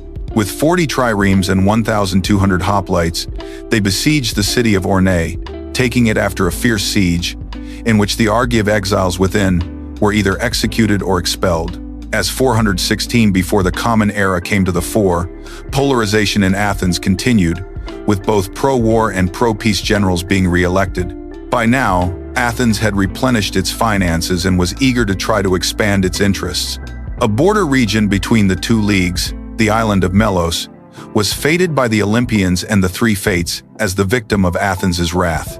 This is one of the most famous of Thucydides' excerpts, and one that has sparked immortal lessons and fierce debate. Melos was a Spartan colony in the Cyclades that had stayed neutral and may have funded the Spartans during the Arginusae War. Athens sailed upon the island with 30 ships, 1,200 hoplites, 300 archers, and 20 mounted archers. Their allies sent 8 ships and 1,500 hoplites. They surrounded the isle and began a blockade. They also burned the fields around the island, which resulted in a famine. Following all this, the Athenians sent an envoy to implore the Melians to surrender without a fight.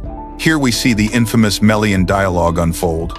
The Melians answered by invoking their neutrality, saying how unwise it would be for Athens to besiege an island such as theirs, which had done no harm to them. They also described how they could not submit without a fight, as it would be dishonorable. The Athenians replied that they would attack because they had the power of might on their side, and that it would be foolish to resist. After an inconclusive dialogue, the Athenians left and began the siege. Melos held on for most of 416 before the Common Era. However, they soon began to starve under blockade and were forced to surrender. The Athenian vengeance was so cruel that some modern historians have labeled it as genocide. All men of Melos were executed, and all women and children were sold into slavery. 416 before the Common Era saw Athens become more eager for war, especially with Syracuse, whose control over Sicily they wanted to break. Nicias, always the moderate, mentioned how it would be nonsensical to go on an expedition that far west. Alcibiades, however, was eager to show his skills and considered Sicily an easy target despite its size. The Athenian agora then decided to define the war's fate, take their triremes and begin to sail to Sicily to help the city of Segesta and bring it under Athenian control. Plutarch, writing centuries later, mentions how ominous omens abounded. However, Alcibiades still rallied the troops and began to set sail. However, before they set sail, the Hermes statues on the Athenian crossroads were defaced, a shocking event for the city. Alcibiades' enemies accused him of being the perpetrator. Alcibiades successfully defended himself and set sail to Sicily, taking thousands of Athenians to land further west than they could have imagined.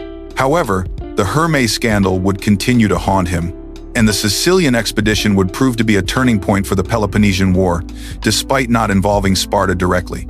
Since Sicily has only been briefly mentioned in this narrative, we will begin with a basic history and geopolitical survey of the island. Sicily had been on the radar of the Hellenic world since the Bronze Age, and in the early Archaic period, Greek and Phoenician colonies were built on the Sicilian coast. By the 4th century before the Common Era, Sicily had many colony city-states and a political scene just as complex as the one in mainland Greece. The biggest city was Syracuse, a rich merchant hub which regularly switched between tyrannical and democratic governments. Syracuse was very protective of its sphere of influence on the island, opposing foreign interventions and trying to mediate intra-island conflicts in its favor. Athens, for its part, had some cultural and political ties to the smaller Ionian colonies on the island, which saw them as a counterweight to Syracuse. Meanwhile, Sparta had similar ties to the island's Dorian colonies, including Syracuse. Despite this, Athens's military intervention in Sicily in 415, before the Common Era, was a new frontier for them, unprecedented in scale. The military commitment was massive, consisting of 5,100 hoplites, 480 archers, 700 slingers, 120 other light infantry, 30 cavalry, and 134 triremes. Along with it were Nicias and Alcibiades, the city's top generals alongside Lamachus. As Athens set sail, the Hermes scandal festered, as witnesses were called and Athens' quasi-political mystery clubs were blamed. Alcibiades was involved in some of the oligarchic clubs, though Donald Kagan believes he was not part of the sacrilege. Athens gathered troops from its allies and set sail, arriving first on the east coast of southern Italy near Rhegium in modern-day Calabria. Many coastal cities gave them a cold reception, fearing the chaos of war coming to their shores, and Rhegium echoed this sentiment. Nicias claimed this lack of local support showed the futility of their campaign. In response, Alcibiades instead suggested a diplomatic love-bombing campaign across Sicily. Lamachus, an old career soldier, had a third plan, simply to sail to Syracuse and seize the city. However, he eventually sided with Alcibiades, and diplomacy began. Meanwhile, the government of Syracuse was engaged in a debate about how to deal with the Athenian attack. General Hermocrates pushed for capitulation, demanding an alliance be formed against Athens, while his counterpart, Athenagoras, considered fear of the Athenians to be unsound. While this was happening, Athens moved down south, gaining allies along the coast of Sicily, like the city of Naxos, before reaching Messenia, a town which let them into their territory and allowed them to set up their camps in Catana. Around this time, a trireme from Athens arrived, asking Alcibiades to return to be tried for the sacrilege. Alcibiades agreed to return, however. While they were passing through Athenian colony of Thurii, he mysteriously disappeared. He was not found, and when the ship left empty-handed, he resurfaced and sailed to the Peloponnese. Thus, Nicias was left as the de facto head of Athenian army in Sicily, overseeing a strategy he opposed, but one his troops demanded he continue. Nicias wanted to avoid engaging with Syracuse's superior cavalry, so he devised an ingenious plan. He dispatched a secret agent to claim that the Athenians had stored their weapons away from their camp. Syracuse eagerly accepted the story and left their city. At dawn, the Athenians and their allies landed covertly just outside the city and took up positions between the coast and the Temple of Zeus, a position fortified by slopes in the sea. There, they built up a fortified stockade. The Syracusans only realized their mistake when they arrived at Catana and saw the Athenian camp there empty. By the time the Syracusans had hightailed it back, Athens had the advantage and was in a position the Syracusan cavalry could not reach. The armies clashed the very next day. The Athenians placed their own troops in the center, the Argives and Mantineans on their right near the coast, and their other allies on the left. The Syracusan army was about the same size, with the cavalry on its right. The Athenians charged first, surprising the Syracusans, but the locals managed to fight back. The fight was intense, but the left flank of Syracuse began to wane under an elite push by the Argives. Athens then pushed from their center and caused the Syracusans to flee. However, due to their need to stay in a narrow spot where the enemy cavalry could not break their lines, the Athenians did not pursue further. The Athenian inferiority in cavalry now prevented them from turning their victory into a rout. The Syracusans went to the road to Helloris as Athens broke the bridge towards the main city of Syracuse. Syracuse lost 260 men, while Athens lost 50 men, and appeared to be in a strong position to threaten the city. In the aftermath of the battle, the Syracusans took positions on the hill of the Temple of Zeus, close to the left flank of the Athenian army. Nicias then retired to Catane for the winter, being cautious not to attack the city instantaneously. Athens had succeeded in its first onslaught on Syracuse, but a grueling siege was to follow. Meanwhile, Syracuse sent envoys to Corinth who agreed to send troops to them. The envoys then moved to Sparta.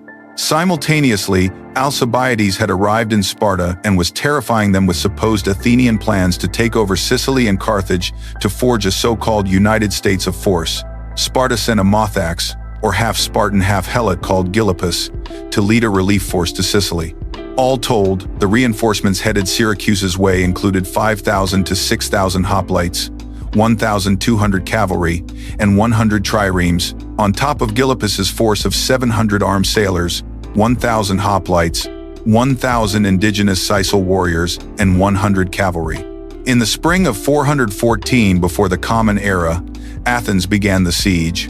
They moved by sea down to the coast of Leon. They then marched onto the heights via the pass of Euryalus, where they encountered a force that Syracuse had sent to occupy the hills. There was a clash, but the Syracusans failed to push off the Athenian advance. Athens moved to the city, then commenced its long-practiced strategy of blockade by building walls from Leon to Syracuse's great harbor. 2 forts were erected at Labdulum at western heights and at Sica at the southern heights. The Syracusans dashed out to thwart the construction of these stockades, but were unable to form a line and were forced to withdraw. Syracuse built its own wall from the southwest to cut off Athens. Athens waited for a while as the wooden wall was being built and then struck back, deploying 300 hoplites and heavily armored light troops to capture an outpost near the wall, causing the defending garrison there to flee. Nevertheless, Syracuse continued building their wall, extending it across a marsh near the great harbor. Athens tried to strike again and split the Syracusan force in 2, one towards the city to the right and one towards the Anapus River to the left. The 300 hoplites moved behind the left flank, but were routed by the Syracusan cavalry, who then attacked the Athenian right.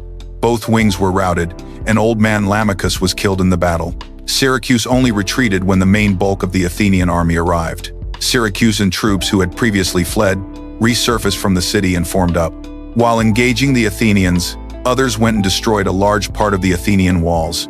The Athenians advanced once more as their navy entered the great harbor and camped at Plemmyrium. As Syracuse was angrily switching generals, a dashing Gylippus arrived to save the day. He landed at Himera, where locals greeted him as a savior, then marched towards Syracuse while a Corinthian boat under Gongylus slipped past the Athenians. Gylippus saw a gap on the northern heights near Epipoli, which Nicias had failed to secure, and slipped through. Nicias refused to engage, and Gylippus camped outside the city. The day after, he seized Labdulum, allowing Syracuse to build their wall through that area, cutting the Athenian lines in twain. Nicias responded by going to Plemmyrium, at the southern entrance to the great harbor, where the Athenian navy was.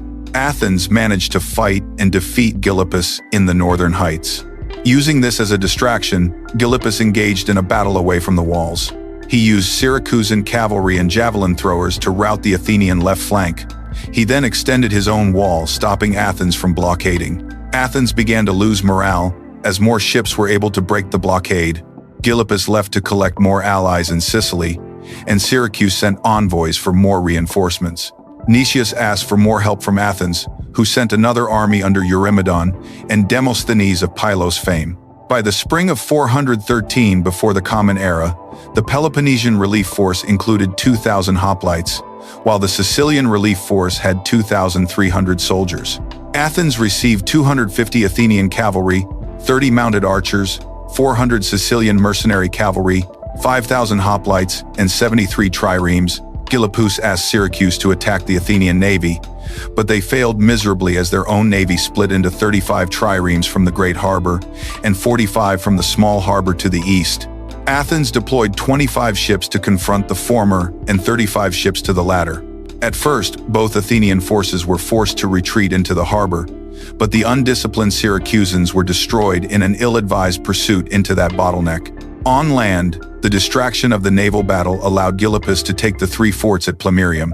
Athens was now trapped like the Nemean lion under the arms of Pericles, as they were blocked from receiving supplies from the outside, while Syracuse's remaining ships attacked their navy with ramming attacks. Without room to maneuver, Athens lost many vessels. After a day's break, the defenders had pushed the Athenian navy fully out of their harbor. It was around this time that Demosthenes arrived and dashed to Epipoli, likely to the cheers of the Athenians, to whom he must have appeared as a shining savior. Demosthenes tried to attack Epipoli during the night and initially took the Syracusan counter wall. However, once the locals formed, they managed to push the Athenians back. The retreat turned into a disaster, and the army's newly found confidence was shattered. The Athenian generals met and were forced to confront the direness of their situation. Demosthenes was now the moderate one, hoping to return to Athens, but Nicias dubiously claimed he knew Syracusan moles who would be willing to surrender the city to them. After much discussion, the army remained. However, no sooner after, Gylippus returned with his reinforcements, causing Nicias to change his mind and discuss a retreat. As they were about to withdraw, a lunar eclipse occurred as Gaia hid Selene from her brother Helios. The soothsayers regarded this as a bad omen and demanded that the army wait 27 days before moving. So the army decided to wait for about a month, which allowed their enemies to blockade them. Many of the more superstitious men supported them, as, fatally, did Nicias. Right before the Athenians finally tried to leave, Syracuse dashed and broke through the Athenian walls. The day after, 76 Syracusan ships sailed forth to meet 86 Athenian response ships, beating the Ionian invaders in the attack. Athens managed to save the crews. A bittersweet consolation, Syracuse blocked the great harbor and essentially besieged Athens from within. Athens built a second wall to protect themselves as they would try to escape by sea and, if not, march to their nearest ally. Athens tried to use force by using their heavy ships to break through the enemy's forces, but ended up failing. Thus, it was time to leave via land, which was risky, for the countryside was filled with Syracusan cavalrymen and enemy villagers. Syracuse also blocked all easily traversable overland routes with guards. 2 days after losing at sea, the 40,000 survivors of the battle set forth, with Nicias at the front and Demosthenes at the back. They marched across Anapus and camped on a hill, but they settled in inhabited land the next day. On the third day, they realized the Acrian cliff they planned to travel through was blocked and failed in pushing through after 2 attempts on 2 different days. On the 5th day, they fought once more and broke through, but only for a short distance, and with supplies now running low. As night fell and Selene set forth on her chariot to Endymion, Nicias and Demosthenes tried to march elsewhere. Their new destination was Camarina or Gela. The night march ended with the 2 forces being split, with Demosthenes losing control over his half, which scattered.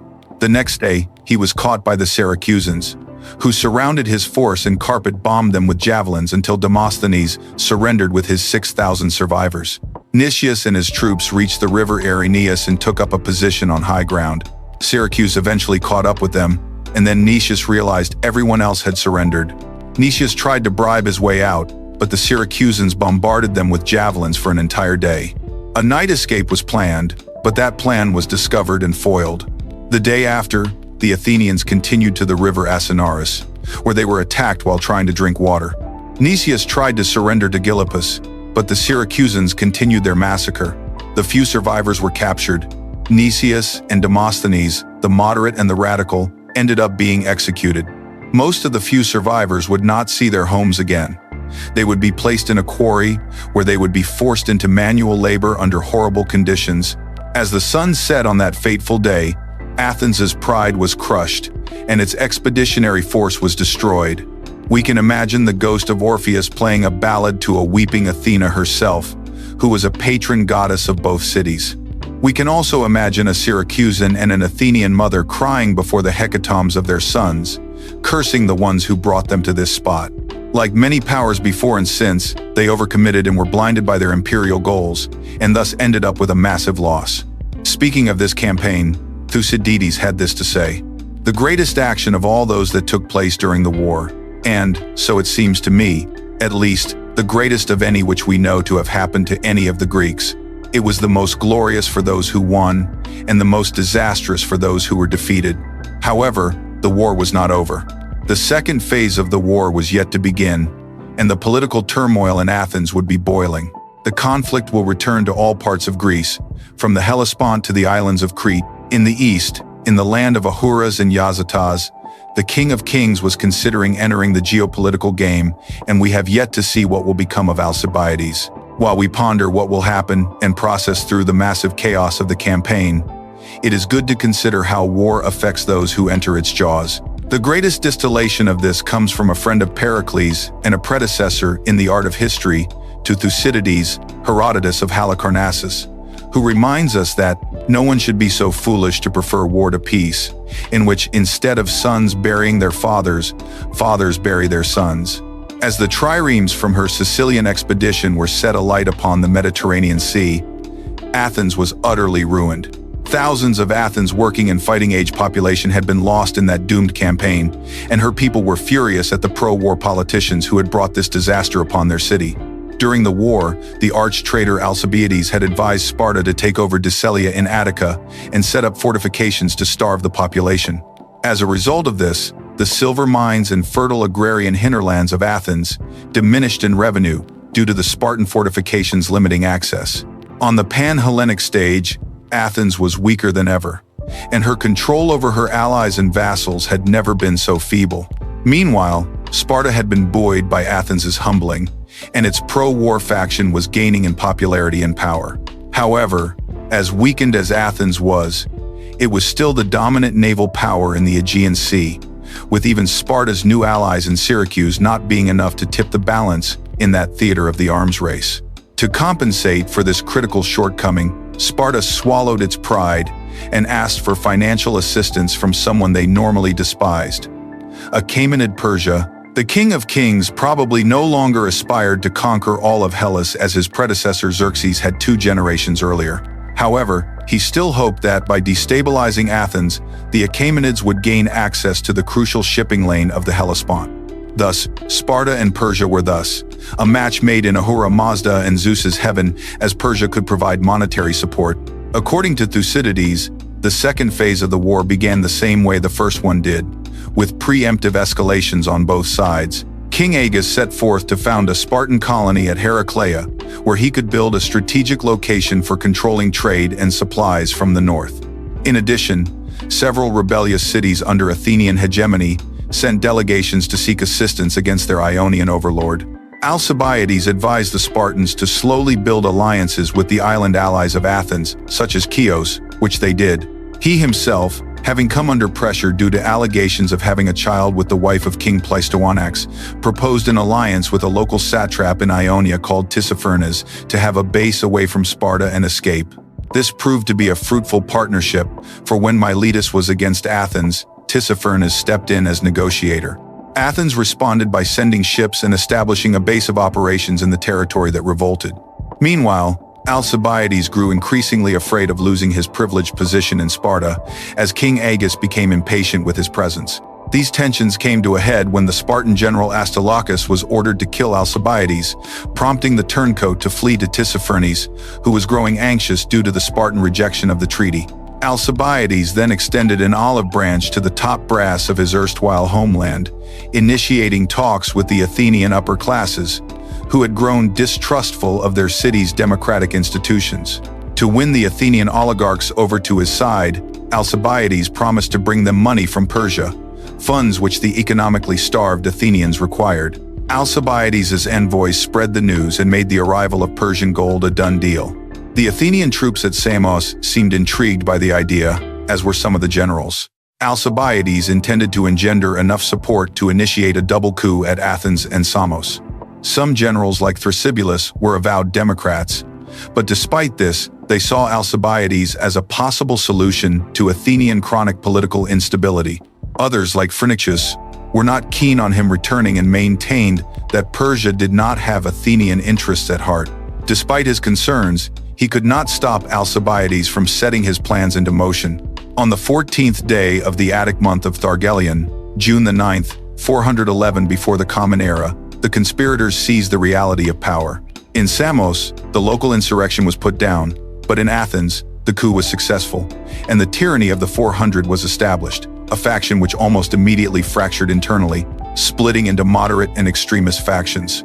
The radical oligarchs began negotiations with Sparta, which angered the moderates who had agreed to Alcibiades' plot solely to gain Persian money to fight against Sparta. Eventually, the radicals were removed in another coup, and the moderate council of the 5,000 was established. It was during 411 before the Common Era that Sparta deployed some of its ships to Eretria. Athens believed they were heading for Athens due to links with the Athenian oligarchs. The Athenians soon realized where the Spartans were going and set forth to go to Euboea, an important granary for the Athenians. The Spartans looked to Oropus as a safe harbor to take over the island, as they worked closely with their Boeotian allies. Athens manned its remaining ships, followed the Peloponnesians, and then met up with their powerful Eretrian allies in the region, resulting in a combined force of 36 ships. After landing at Eretria, the Athenian sailors moved out to procure supplies. Unbeknownst to them, they were about to be betrayed, for Eretria was now in cahoots with the Spartans.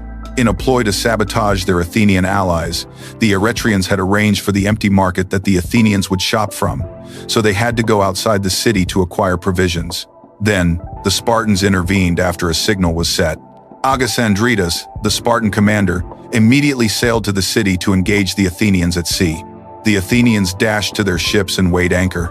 They fought at sea, but eventually, the Athenians were forced to disengage and were confined to the shore. However, ominous news awaited them as the Eretrians supported the Spartans and massacred many of the soldiers. A total of 22 Athenian ships were captured, and their crews were captured or killed. This spelt the end of Athenian influence on Euboea, with the entire island rising in revolt, except for Aureus. Soon, Sparta had taken over the isle and deprived Athens of one of its most crucial breadbaskets. The Athenian navy at Samos, which was a pro-democracy stronghold and an ally of Athens, was now in turmoil and sought to restore democracy in Athens. Though they considered him a traitor, they asked for Alcibiades to lead the army due to his previous reconnecting with them and his promises to help them previously. Around here, we must say goodbye to Thucydides, the historian whose records have been crucial in helping us chronicle the war. His text ends here rather abruptly, as he presumably died around 400 before the Common Era, before he could complete his magnum opus. His text showed a profound realism and a keen understanding of the suffering inherent in war, and scholars to this date debate his real character and philosophy. From now on, we will focus on sources from later authors, such as Xenophon or Plutarch. The moderate oligarchy in Athens now sought to secure grain imports from their other breadbasket, the Hellespont. They managed to have a few successes in the Hellespont, with the first being at Cynossema in 411 before the Common Era. The battle began because of the payment. The Peloponnesian fleet was stationed at Miletus, but the local satrap Tissaphernes had not paid them in some time. In the meantime, the Hellespont satrap Pharnabazus was requesting their assistance, so the fleet of 73 ships led by Mindarus began to move north. They stopped due to a storm in Icarus, then moved to Chios. The Athenian fleet of 55 ships at Samos, led by Thrasyllus, moved up north in response, and when the Spartans stopped, moved to besiege a city in Lesbos. Afterwards, a certain Thrasybulus joined him, and the ships increased to 67 in number. The Peloponnesians pushed forth and landed at the Hellespont at Rhoeteum. Athens also had 18 ships at Sestos, and Sparta 16 ships at Abydos. The small Athenian fleet, fearful of a trap, escaped but lost 4 ships, while Mindarus got the small fleet and now had 80 ships. Athens had 76 combined ships and moved slowly across the European part of the Hellespont, with the Spartans in Abydos moving across their shore. The fleets lined up in parallel across the straits, and the naval battle began. Thrasyllus was on the left and Thrasybulus on the right. Mindarus was on the left and the Syracusan allies on the right. Mindarus began to move, trying to outflank the right flank of the Athenians. The Athenians spread out their right wing and had their left wing continue to move up the Hellespont. The center of the Peloponnesians moved and pushed the Athenian center onto the land, where the battle became land-based. The Athenian wings at sea held on and managed to defeat their enemies, coming in the center to save their comrades. They crushed the center of the Peloponnesians and freed their friends on land. Most Peloponnesian ships managed to flee, and as such, had enough to fight another day. Athens lost 15 ships and captured 21, but the Athenians were finally winning after a long time and were thus very, very happy. Abydos happened sometime afterwards. This is the first battle described after Thucydides ended his narration, forcing us to use Diodorus and Xenophon, whose accounts differ in some respects. In both accounts, a man from Rhodes, called Dorieus, who was helping the Peloponnesians, entered the Hellespont, was detected by the Athenians, and was pursued by them either with their whole fleet of 74 ships or by part of just 20 ships. The Rhodians, who according to Xenophon had 14 ships, landed on shore either at Rhoeteum or Dardanus, and were pursued by the Athenians, until Mindarus detected them and sailed with his main fleet, with Diodorus mentioning 84 ships.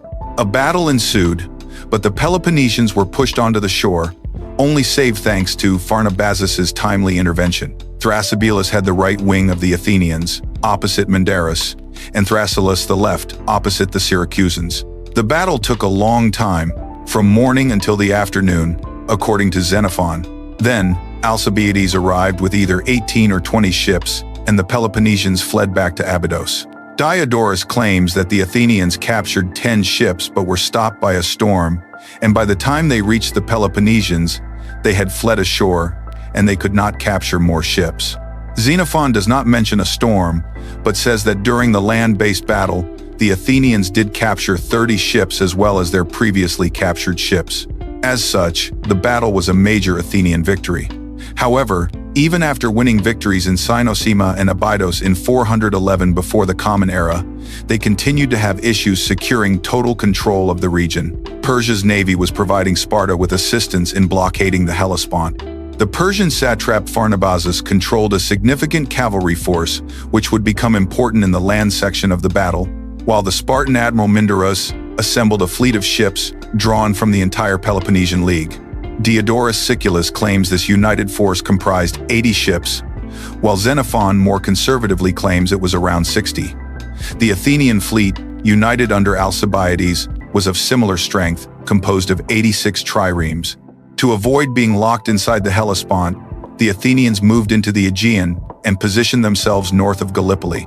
Cyzicus was a city near the shores of Marmara, and the Spartan of Archos, or naval leader Mindarus, was keen to besiege and take it over.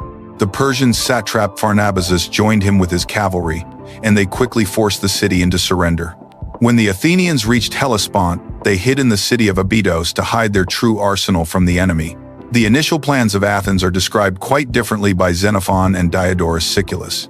Xenophon describes that the fleet waited for heavy rain to approach the city of Cyzicus under cover of the downpour. Alcibiades took his squadron past the Peloponnesians, causing Mindarus to follow him. Alcibiades is then claimed to have turned around the ships to chase Mindarus in a surprise attack, causing him to flee to a beach to the south of the town. The armies moved to the shore and began to fight. In this fight, Alcibiades emerged victorious, while Mindarus was killed. Syracuse fled by burning its ships, and everyone else was taken prisoner. Diodorus claims Athens tried to ambush the enemy by splitting into three. Alcibiades sailed into Cyzicus with 20 ships, and then was to sail back to bait the Peloponnesians. Theramenes and Thrasybulus then took their own ships and hid before attacking and blocking the Peloponnesians from the shore. However, this did not work as the Athenians intended. When Mindarus chased Alcibiades and the ambush was triggered, the Peloponnesians fled inland to Clary. There, they met up with Pharnabazus's cavalry forces. As the Athenians chased them, they ruined many Peloponnesian ships and then used grappling harpoons to take over the ships on the shore. The battle then moved on to the land. Alcibiades and Mindarus surrounded the ships and began to fight on land to take over the remnants of the Peloponnesian fleet. Diodorus says that in this clash, Mindarus was killed, but the Athenians seized the entirety of the Peloponnesian fleet. Xenophon quotes a Spartan dispatch home, which laconically mentions how the ships are gone. Mindarus has disappeared. The men are hungry. We do not know what to do. Cyzicus fell within the next few days, and with its conquest, Athenian control over the Hellespont was fully reasserted. The string of lightning bolt victories in the Hellespont greatly boosted Athenian morale. The mood amongst the people of Athens was high, as they now had secured their breadbasket in the Hellespont. The moderate oligarchy was keen to capitalize on this victory, but not with further warfare. Instead, they considered a peace deal with Sparta in which they would give over Pylos and secure their other gains elsewhere. The people and the Samian Democrats, however, were not having it. We are not sure how this unfolded, but we can assume that some local support flared amongst the people of Athens to restore democracy. We must also consider the class analysis, one that many philosophers of Athens disliked due to their elitism, that the 5,000 represented only the classes of the rich and the Zeugitai, whereas democracy represented the power of even the unpropertied lower classes of men. There is little detail of the democratic movement in Athens, but we can imagine the mass of the people slowly coming over to the idea of regaining power as the fear of the Sicilian loss and the oligarchic chaos dawned on them. Alcibiades and the other generals at Samos returned, and democracy was fully restored once more. They took harsh measures against tyranny, stopping the revision of old democratic laws and bringing a grant to all citizens called diabilia, or gift of 2 obols. The agora restored the bull of the 500, but with limitations on legal punishment and crimes. The important use of the wording of the first laws after the Restoration made it rhetorically clear that the democracy of Athens was back and ready to fight for its interests and values. They also instituted that attacks on democracy were illegal.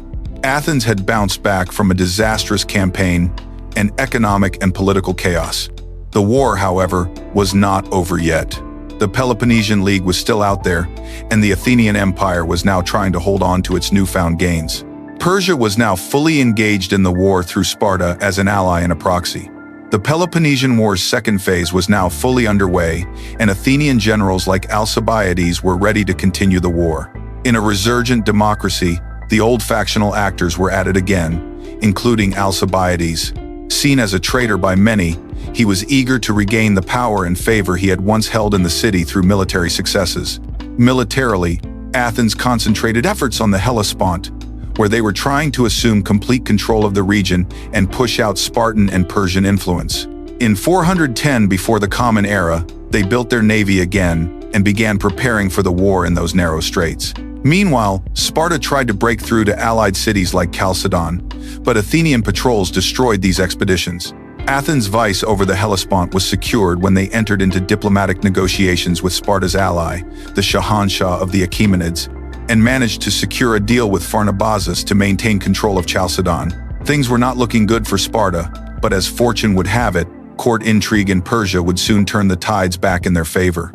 Two Achaemenid princes, Arsaces, the oldest, and Cyrus, the second-born, were engaged in a battle for the throne, with the queen mother, Pericles, favoring the latter. Cyrus had the odds stacked against him, for multiple other relatives and powerful satraps, including our old friend Tissaphernes, were all against him, as they all preferred Arsaces as ruler. Nevertheless, with the help of his mother, Cyrus outmaneuvered them all, then sought to secure his position by gaining a secure alliance with Sparta. It is here, in 407 before the Common Era, where our well-acquainted Spartan Mothax Lysander entered the Aegean as a navarch once more. Lysander had taken over from the now dead Mindarus and was keen to assert Sparta's interests in the Aegean. Athens was doing very well in the region, so a tightening of the Perso-Spartan friendship was in order. Lysander and Cyrus subsequently met in Sardis and agreed to work together against Athens in Asia Minor. This provides an intriguing insight into the geopolitics of this phase of the war. While both Sparta and Persia had a common enemy, their alliance was not guaranteed due to different schools of thought in their political arenas. Many Spartans feared that their role as protectors of Hellas would be compromised if they became dependent on Persia and had to give up influence in Ionia. We have no sources from the Persian side, but it is possible they feared Sparta replacing Athens as a rival in the region. Sparta used Persian funds to increase the pay of their rowers, and then built up 20 triremes at Ephesos, increasing its 70-strong fleet to 90. In response, Alcibiades forced Lysander's hand and took an Athenian fleet to Notium. Lysander did not take the bait, biding his time. After a while, Alcibiades left his main fleet to tour nearby Athenian garrisons, bestowing command of his ships on his second mate, Antiochus. Antiochus was given orders not to fight Lysander. However, being a typical Athenian, Antiochus ignored the orders and began a naval attack on the Spartans anyway. Here, our principal primary sources of Diodorus and Xenophon diverge in their accounting of events.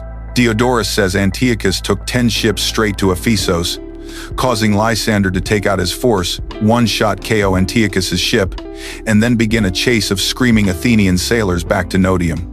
Xenophon says Antiochus only brought 2 ships to the harbor and sailed to the Spartans. Lysander only sent a few ships at first, but apparently Athens sent more ships, but the reinforcements only caused the Spartan fleet to be unleashed. In any case, the Spartans crushed Antiochus's advance force, then sailed onwards to Notium. The Athenians in Notium dashed to their ships, sailed out, and organized themselves in many small contingents to do battle. Ultimately, they were destroyed by Sparta's numerical superiority, with 15 of the 22 ships being sunk. A triumphant Lysander returned to Ephesos. Alcibiades returned in utter humiliation to Samos, where the army had retreated. In a last bid to save his reputation, Alcibiades took his entire fleet to Ephesos to offer battle. Still, Lysander remained barricaded and refused to engage, knowing he would be disadvantaged if he did so. Humiliated, the Athenians returned to Samos. This was the end of Alcibiades' political career. After the defeat of his navy, the Athenian people turned against him, and he went into self-exile in Thrace. He would unsuccessfully try to re-enter politics for the remainder of his life until he passed away in 404 before the Common Era. We are not sure how this happened, but Plutarch claims it happened when he went to the Persian court to gain favor for Athens against Sparta. However, his nemesis Lysander had already sent envoys to Pharnabazus to arrange for assassins to take Alcibiades out. The assassins set Alcibiades' house on fire, and Alcibiades decided to have his final stand. He rushed out of the burning structure and was killed in the ensuing knife brawl. Thus ends the story of the statesman, traitor, general, and turncoat who decided to meet his end with honor. In 406 before the Common Era, Lysander was relieved of his post. The Navarch who succeeded him in the admiralty, Callicratidas, continued trying to break through to the Athenian sphere of influence. This meant going around the Ionian coast to try to take some cities in that region from Athens. Callicratidas was going to face an Athenian admiral named Conon, and he tried to make sure he had a numerical advantage by rallying 140 ships to his side. The fleet began sailing across the coast and engaging in minor battles. The first was the siege of Delphinium in 406 before the Common Era. Delphinium was an Athenian base on Chios, an island that had been one of the first fortresses to rebel against Athens after the Syracuse debacle. Despite Athens' inability to retake Chios, they managed to begin a blockade of the island using the fortress and ensured some minimal control in the region. This meant that the Spartans would find local support there, especially since Athens had never been able to retake the city fully but had been blockading it since their rebellion. Outside, the Delphinium was a 500-strong Athenian garrison trying to take over a hostile island who now faced an entire Peloponnesian fleet. This gulf in manpower must have become obvious to them as soon as they saw the fleet appear, so before the fight began, they raised the white flag of surrender. The Spartans let them go and joined the other Athenian forces, and then they proceeded to level the fortress to the ground. Following this success, Callicratidas continued to a second Athenian stronghold at Methymne on the island of Lesbos, which had a far larger garrison. Sparta sent out waves of attackers to breach this bastion, all of whom were repulsed. Nevertheless, Callicratidas eventually broke inside some of the walls, presumably the outer ones. Here, we see divergences amongst the post-Thucydidean historiographical landscape. According to Diodorus Siculus, the local Methymnians wished to stop the fighting. As such, they betrayed the city to the Spartans by letting them inside the walls. Xenophon does not mention any such betrayal and merely describes an eventual victorious assault. The Peloponnesian fleet then moved on and almost intercepted the Athenian navy. Conon, the Athenian commander, took his ships and fled, though many Athenian vessels were captured. Conon was in the region to help the Methymnians, but had stayed in Hecatonesia to the south of Adramyttium to Lesbos' east, after hearing of the city's fall. The Peloponnesians tried to cut them off from their base in Samos. At dawn, the Athenians and Spartans met at sea, and Conon fled towards Mytilene. Callicratidas chased after him and entered the harbor of the city, which was a massive gulf region. The battle endured, and 30 ships were destroyed on the Athenian side, although the crews mostly survived. Callicratidas surrounded the city and began a long siege. Our two historians diverge in their accounts yet again. Xenophon describes a lack of food, which caused the city to face starvation. He claims that Conon tried to send a message for help to Athens with 2 of his ships. One ship was captured, while the other reached the Hellespont, and from there, broke through to Athens. Diodorus Siculus describes things differently, claiming that Conon initiated the first battle and that the second harbor battle was done after the siege began. 10 ships worked their way from Samos to Athens, but Callicratidas intercepted and captured them. As Athens heard of the siege in Mytilene, its citizens immediately began to raise a new fleet from across their entire empire. A multitude of ships from Athens, their Samian sidekicks, and other Aegean islands were assembled and sent forth from Samos. Thus began the epic struggle that was the 406 before the Common Era Battle of Arginusae. Athens sent no less than 8 of their finest generals to the fight: Aristocrates, Prodamachus, and Thrasyllus. Athens also had 70 ships under Conon in the region and, with their reinforcements, had a tally of 155 ships. Sparta had 140 ships there already present. Callicratidas had grown increasingly confident and thus took 120 ships to come along to face the Athenian combatants. The rest of the ships stayed at Mytilene. The two armies were fated to meet as the Greek goddess of dawn, Eos, set her chariot forth for the new day. After a thunderstorm the Greeks could only believe Zeus himself had sent. The western shores of the Arginusae Islands were to witness the greatest naval battle of the Peloponnesian War. The Athenian fleet arranged itself into two lines. The far left flank included Aristocrates with 15 ships, while Pericles the Younger was right behind him. To their right was Diomedon, with 15 ships and Aracenides behind him. The center flank included Athens' loyal Aegean allies, with Athenian taxiarchs and navarchs in command of the fleet. Further right was Ptolemachus, with Lysias behind him with 15 ships each. The fringe right flank included Thrasyllus, who commanded the front line, and Aristogenes, the rear. The Athenian left wing was next to the open sea, while the right was towards the shore. The allies were in the center of the line, right in front of the Arginusae Islands. This was an ingenious strategic move, as the Spartans had to be close to not fall into the open sea, while the island at the back meant that any form of sneak attack could not surround Athens. Callicratidas responded by splitting his fleet, with him taking up the right flank and his Boeotian allies under Thrasondas the Theban taking up the left flank.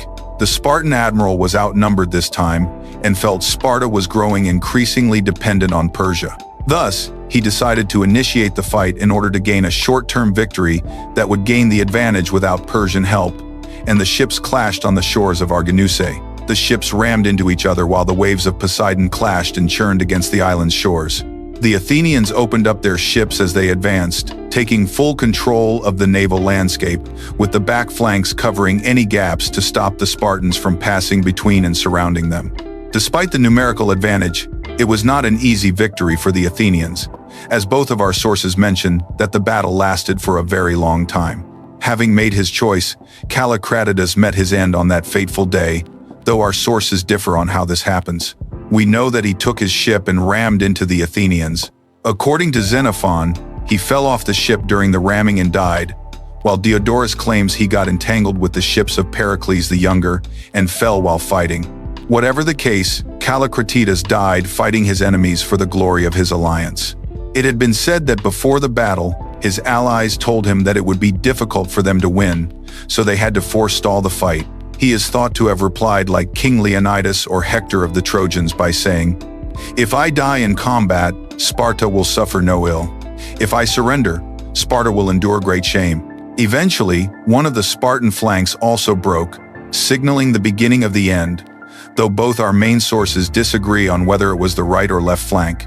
The Peloponnesians fled to Chios, leaving the Athenians behind. 70 ships of Sparta were destroyed, while only 25 ships were destroyed on the Athenian side. This was a fight won by a desperate Athenian state. It is here that we see what happened to Conon, who was still under blockade. The generals decided to split their army to go to Mytilene to help him escape the blockade he was in, with 2/3 going to help and 1/3 staying behind to save their comrades at sea. Two triarchs, Thrasybulus and Theramenes, were tasked with trying to save the remaining sailors, while the other navarchs went to pursue the Spartans. Eteonicus, the Peloponnesian commander at Mytilene, evacuated his army and his fleet, allowing Conon to emerge from the blockaded city and link up with the main Athenian fleet. Due to the split in naval forces and a massive storm which constrained the movements of ships, neither enough wounded were saved, nor the dead collected. Thus, when news reached Athens, they were bittersweet as the shade of Odysseus's mother when they met in the gates of Hades. The Athenians were angry. The generals knew this. As they watched the sunset at Arginusae, the Athenian debates would commence once more. The debate in the aftermath of the battle was very heated. The generals believed Theramenes to be at fault for not saving the drowned sailors, while Theramenes thought the generals had been too long in pursuing the Spartans. The former believed Theramenes was trash-talking them, a common sight in Athenian politics. As such, they sent a letter mentioning the blame was due to the storm. The Athenians were angry, so the generals thought Theramenes had begun his own campaign against them, due to people angrily blaming them for the deaths of the men. As such, they sent another letter discussing how the captains had been given the order to collect the dead, implicitly blaming them for the tragedy and letting themselves off the hook. Theramenes and Thrasybulus were very influential in ancient Athens, as well as being efficient politicians and speakers. As such, they began to lobby in the agora, claiming they were given an impossible order to fulfill, Diodorus tells us that making these two as enemies doomed the generals.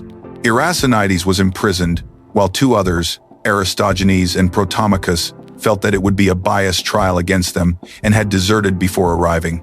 This made the situation for the remaining generals even more precarious, as a perception of guilt was sown amongst the Athenians.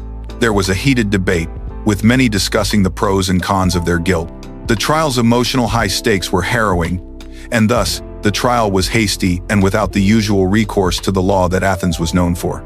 As such, the 6 remaining generals and many of their inferior officers were found guilty and executed.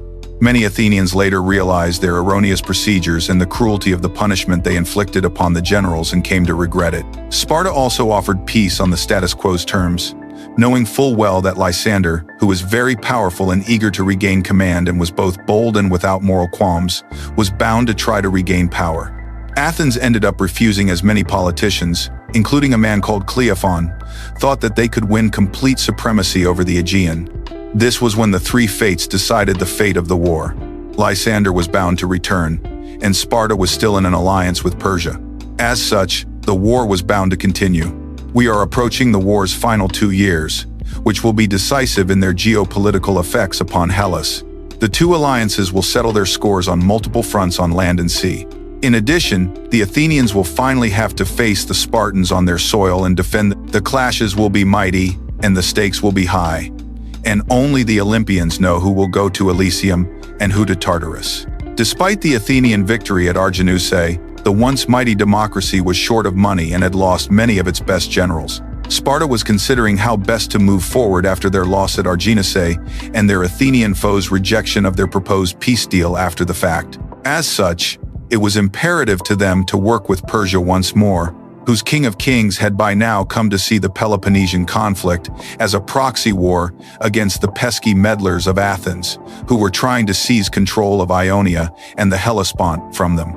The Athenian rejection, according to Donald Kagan, had to do with fears of precisely this sort of restoration of relations, as the Spartans would have to continue investing resources in the war instead of regrouping with Persian assistance. But like the futility of Oedipus's parents trying to avoid their son, Persia was bound to get involved sooner or later. As we will recall from our previous episode, Lysander had gone to negotiate with the Persians at the court of the Shahanshah himself.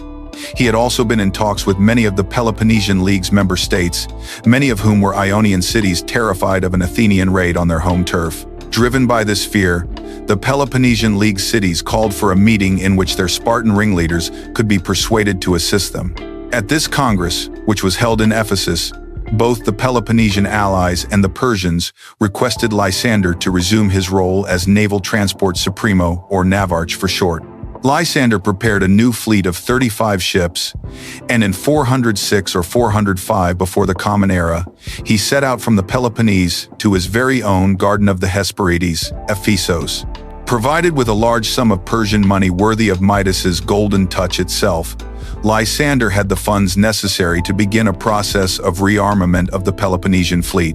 He also managed to secure the support of towns like Miletus, where his predecessor and rival Callicratidas had tried to break up his power circles through violence and intimidation.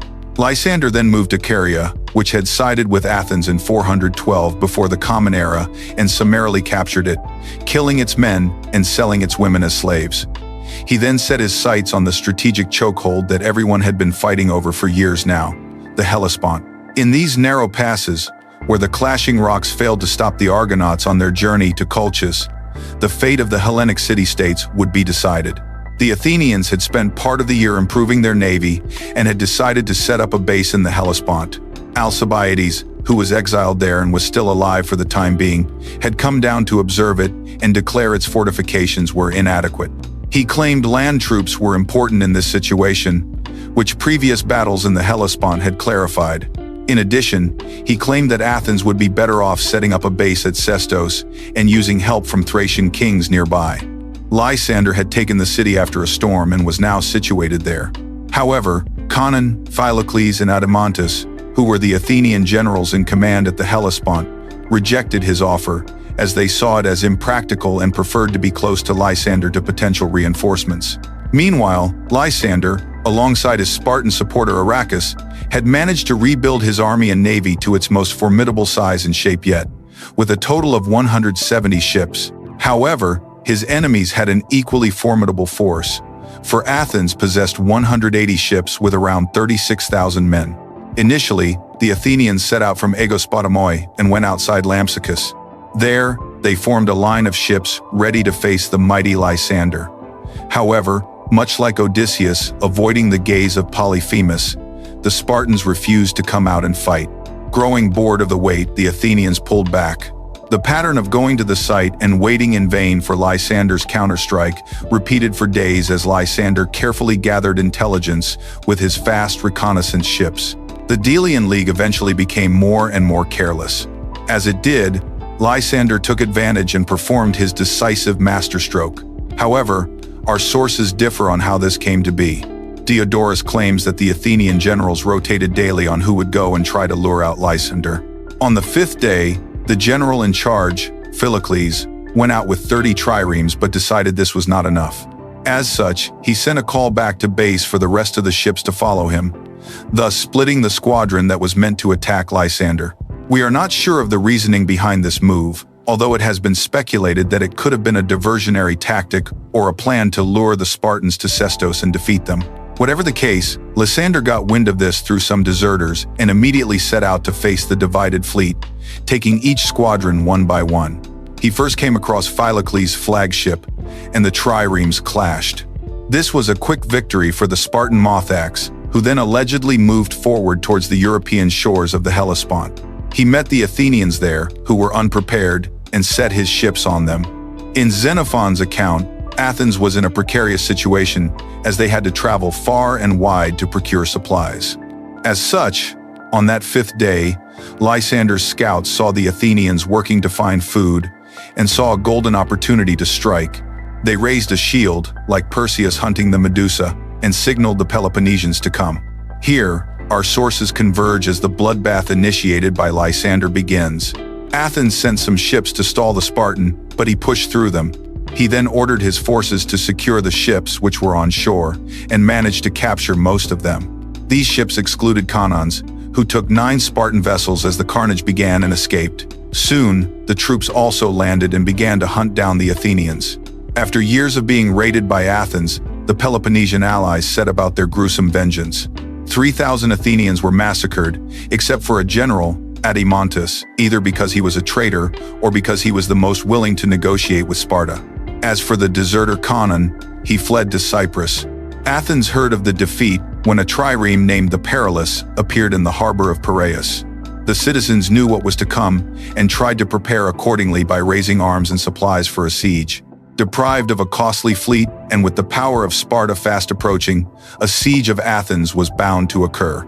Lysander, for his part, had begun to cripple Athenian control over the Hellespont and its fertile grain farms by taking out multiple of Athens's allied city-states. He also captured the Athenian stronghold of Sestos, set the men free to return to their home city, and warned the Athenians of what was to come. On the site of Delian, where the Spartans had taken residence with King Agis, the army set out to surround Athens. The other king of Sparta, Pausanias, focused on rallying Sparta's Peloponnesian allies to raise their troops and finally storm Athens. The trap was finally fully closed when Lysander gathered 200 ships and set up a blockade of Piraeus. Athens was now isolated by land and sea. The siege had begun. Knowing what had occurred when the Peloponnesian allies executed the prisoners at Aegospotamoi, the Athenians were resolved to hold out.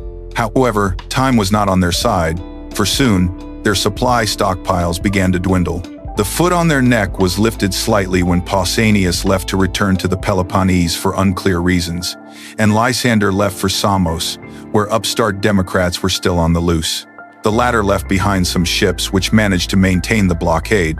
Knowing their time was running out, the Athenians sent an embassy led by Theramenes to King Agis, who was still at Delian. Although the allies of the Peloponnese demanded the complete destruction of Athens, Agis refused to cave to their bloodthirsty request and instead considered the offer presented to him by the Athenian ambassador. In this proposal, Athens offered to subordinate itself to Sparta, joining the Spartan alliance because they were allowed to keep their city walls. The Spartan ephors rejected this offer enraging the Athenians and causing them to return to a politically and militarily isolated position. Some Athenians, like Archistratus, counseled that they accept further negotiations, implying that even the long walls were up for debate, but the Athenians were afraid of Sparta doing to them what Athens did to Melos and imprisoned him. By contrast, non-capitulationists like Cleophon passed a motion banning any further negotiations with the enemy. However, starvation began to seep into the city, and soon the Athenians were once more desperate enough to go to the bargaining table. Theramenes went and negotiated with Lysander. He made the case that the Thebans, who were on the rise, were not to be trusted with setting terms for the negotiations. He also managed to convince the Spartan Mothax, who himself was in a politically unstable situation, to allow some constitutional autonomy to Athens. Initially, Lysander wanted to discipline the Agora by imposing a strict oligarchy with limited franchise upon them, but Theramenes convinced him it would be better to install a moderate oligarchy with a more expanded franchise based on income instead, which would be enough to contain Athenian democracy's unpredictable politics and bold foreign policy adventures. As such, despite the hardline demands of Corinth and Thebes to destroy the city, a harsh but comparatively less brutal peace was agreed to. Sparta considered Athens' past contributions during the Persian invasions decades before to have made them worthy of both mercy and of consideration. And as such, the blockade was finally lifted, and Athens surrendered to the Peloponnesian army. Sparta's terms were targeted and specific, and while moderate compared to Thebes and Corinth's ideas of vengeance, they must have still been exceptionally humiliating to the proud Athenians, especially when they had to endure watching Lysander landing into Piraeus and demolishing the walls. Athens was to remain an independent city, but it was to fully embed itself in the Spartan sphere of influence and alliance system. The Athenians were allowed to keep the ancient constitution, which played a key role in Theramenes' ability to get Athens to accept the deal, as any of the city's factions could see it as a preservation of their democracy. Athens was also to have its navy reduced to 12 ships. Moreover, exiles from the city were to return and be reintegrated into Athenian society. We cannot know what the Athenians thought about this arrangement, but we know that Theramenes used his rapport with the Spartans to install himself as one of the 30 tyrants, a short-lived dictatorial regime which took over Athens after the war's end at Sparta's behest. These 30 tyrants were keen on controlling the opposition and began a reign of terror by scratching away the democratic laws in the royal stoa of the Athenian agora. Critias was particularly cruel, causing many to despise the new government. Athens' tradition of protest and revolt reared up once more, for the tyrant's rule lasted only about a year. Eventually, many Democrats, like a triarch called Thrasybulus, rose in revolt from exile and fought bitterly until they restored the fabled Athenian democracy. This civil war, known to us as the File Campaign, began as follows. The 30 tyrants had only left the franchise to the so-called 3,000 and had begun to target Democrats and medics. As a result, a steady flow of exiles gathered in Thebes around Thrasybulus, whose reputation in the Peloponnesian War had made him popular with loyalists. Thrasybulus, alongside his comrade Anytus, was determined to find ways to restore democracy in Athens. As such, the two of them set forth with only 70 loyalist Democrats and marched into Athenian territory in the fort of Phyle. The tyrants, alarmed at the democratic force coming so quickly into their territory being a magnet for subversive activity, began to mobilize the 3,000. The vanguard force marched up onto Phyle and set camp outside the fortress to try and take it. An initial attack by part of the tyrants' force was easily repelled by the rebels. The 30 tyrants arrived later and began preparations for a siege. However, this was happening during the winter of 404 before the Common Era, and they became stuck in a snowstorm. The daring Democrats actually managed to send part of their force out and harass the tyrannic forces, forcing them to retreat. From there, the tyrants summoned forces from the Spartan contingent at Athens, led by Calybius, and alongside them, and 2 divisions of Athenian cavalry, they set forth. They found a fort near the one at Phyle and began to block access to farmland that could be used for farming by the Democrats. In the meantime, Thrasybulus's force was increasing and had reached 700 men and was determined to keep his advantage. At nightfall, they left the fortress and reached the Spartan tyrant fort. At dawn, as the men were waking, they struck by attacking the fort. The Spartans were caught by surprise, and many of them were killed. The rest fled alongside the surviving Athenian cavalry. A gleeful Thrasybulus erected a trophy at the site and went back to file. The 30 were beginning to be anxious. The revolt was gaining strength, as Thrasybulus had now amassed 1,000 men. They tried to get him to come to the dark side and join their ranks, but he rebuked them. The 30 also prepared a refuge bunker at the settlement of Eleusis, where the famous Eleusinian mysteries took place. Thrasybulus, for his part, was growing bolder in his aims. The Democrats knew that Piraeus, Athens' famous port, was now unfortified after the long walls were taken down, and that many Democrats were exiled there. The port, with its low-wage working population and cosmopolitanism, was a hotbed of radical democracy, making it the ideal spot for them to gain a foothold for restoring the noble polity. As such, the stage for the Battle of Munichia was set. Here, as usual, Diodorus and Xenophon provide us with different accounts of the prelude to the battle. Diodorus says that the 30 set up camp in a fort at Acharnae near Piraeus, and the marching Democrats found them and defeated them, causing their retreat. For Xenophon, the Democrats captured the port at night and, realizing that defending the city would spread them out too thin, decided to march out. In both cases, they took up positions on the hill of Munichia near Piraeus, and the battle commenced. We do not have much from the account of Diodorus, so that we will focus on that of Xenophon. As it happened, the tyrants built up a line of 50 ranks at a market in Hippodamus and began to march up the hill. The Democrats had a line 10 ranks deep, with the light troops and spear throwers in the back lines. As the tyrants began to move up the hill, Thrasybulus ordered them not to attack, as his seer had told him not to move until either he or Thrasybulus were wounded or killed. Soon, the seer was attacked and entered the fields of Elysium, and Thrasybulus ordered a charge down the hill. The attack broke into the oligarchic lines and pushed through, even killing 2 of the tyrants, Critias and Hippomachus. After the battle, the 30 were deposed by the 3,000, and a council of 10, one from each tribe, was assembled in their place. Only 2 of the 30 were in that council, with the rest fleeing to Eleusis. In the meantime, Sparta was scrambling to take control of the situation, stuck between recognizing the 30 or the 10 as a legitimate government, as both had sent them emissaries. 2 major players were vying for control: Lysander, who had set up the 30, and Pausanias, one of the 2 kings. Lysander was initially appointed Harmost and set out to Eleusis, beginning mobilization alongside the 30. Pausanias later lobbied and was granted a force of various Peloponnesian forces by 3 of the 5 ephors of Sparta, with Thebes and Corinth refusing to send troops out of fear of Sparta becoming too powerful. Pausanias arrived at Attica, and a grumbling Lysander was forced to join him. The Spartans took positions outside Piraeus, Pausanias on the right flank and Lysander on the left flank. Pausanias began with a move of diplomacy, asking the rebels to disperse. When this was rebuked, he launched an attack, weakened their defenses, and then retreated. The next day, he went on reconnaissance to see if a siege wall was practical, but the Democrats sent raids to try and stop him. Pausanias used his hoplites to push them back and killed 30 of them, then followed the rest into Piraeus. There, the rest of the Democratic forces were preparing and arming. They managed to push the Spartans back, killing some of the commanders, including an Olympic champion called Lacrates. Thrasybulus formed 8 ranks with his hoplites and began to move forward. Pausanias retreated and united his forces into one. Forming a much deeper formation, he pushed forward on the Democrats, who chose a last stand. The Democrats fought valiantly but lost and were forced to retreat.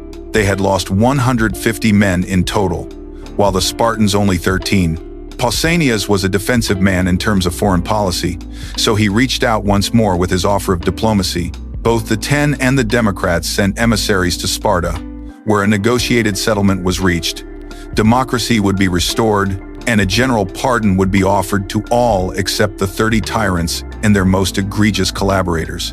The remnants of tyranny remained free at Eleusis and tried to organize a mercenary army but were discovered, and the Democrats launched an assault, squashing the authoritarians once and for all. Pausanias was tried for his actions after sycophancy by Lysander, but was acquitted.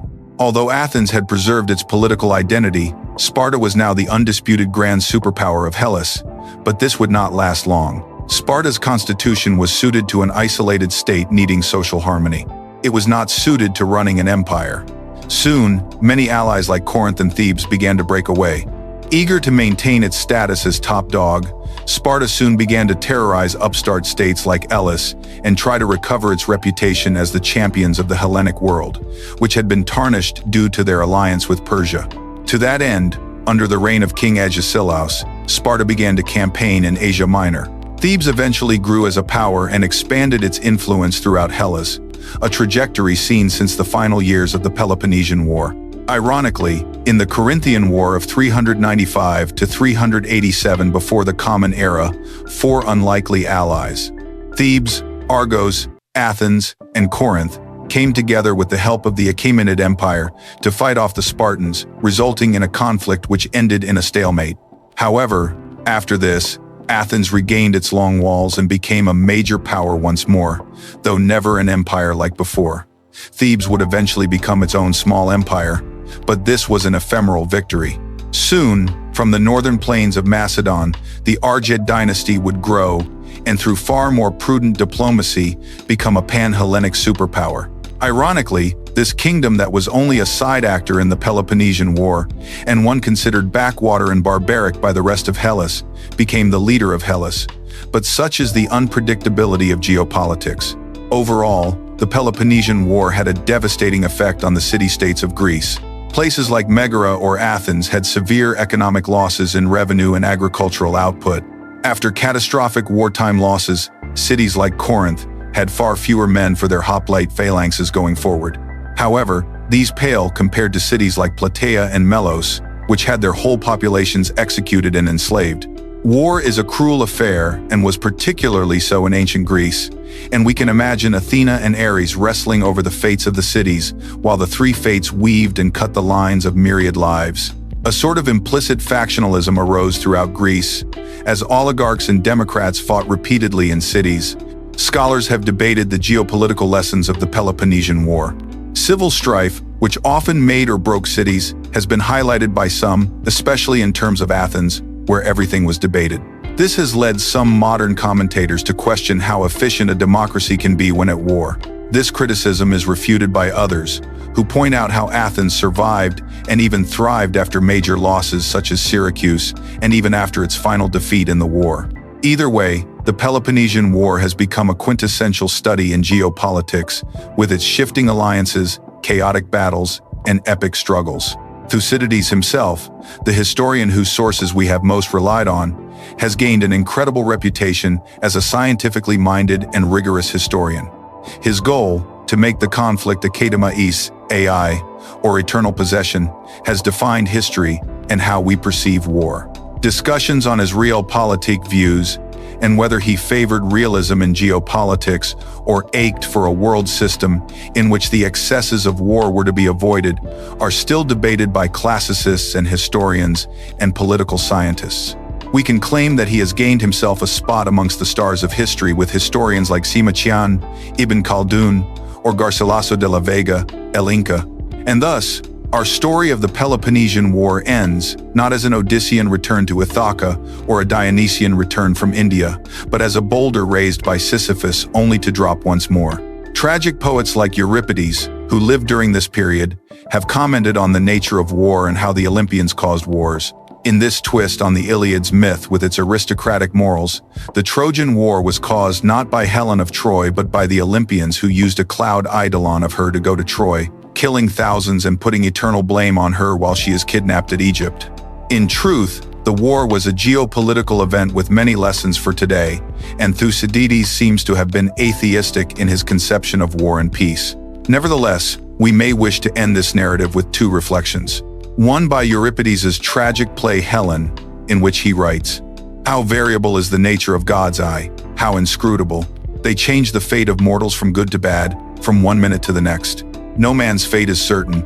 The other comes from a modern Greek poet, George Sephris, who in his poem called Helen after Euripides' play, recites, "Scamander is not destined to hear from messengers coming to announce that all this suffering and all these lives were sent to the abyss, for an empty shirt, for a Helen."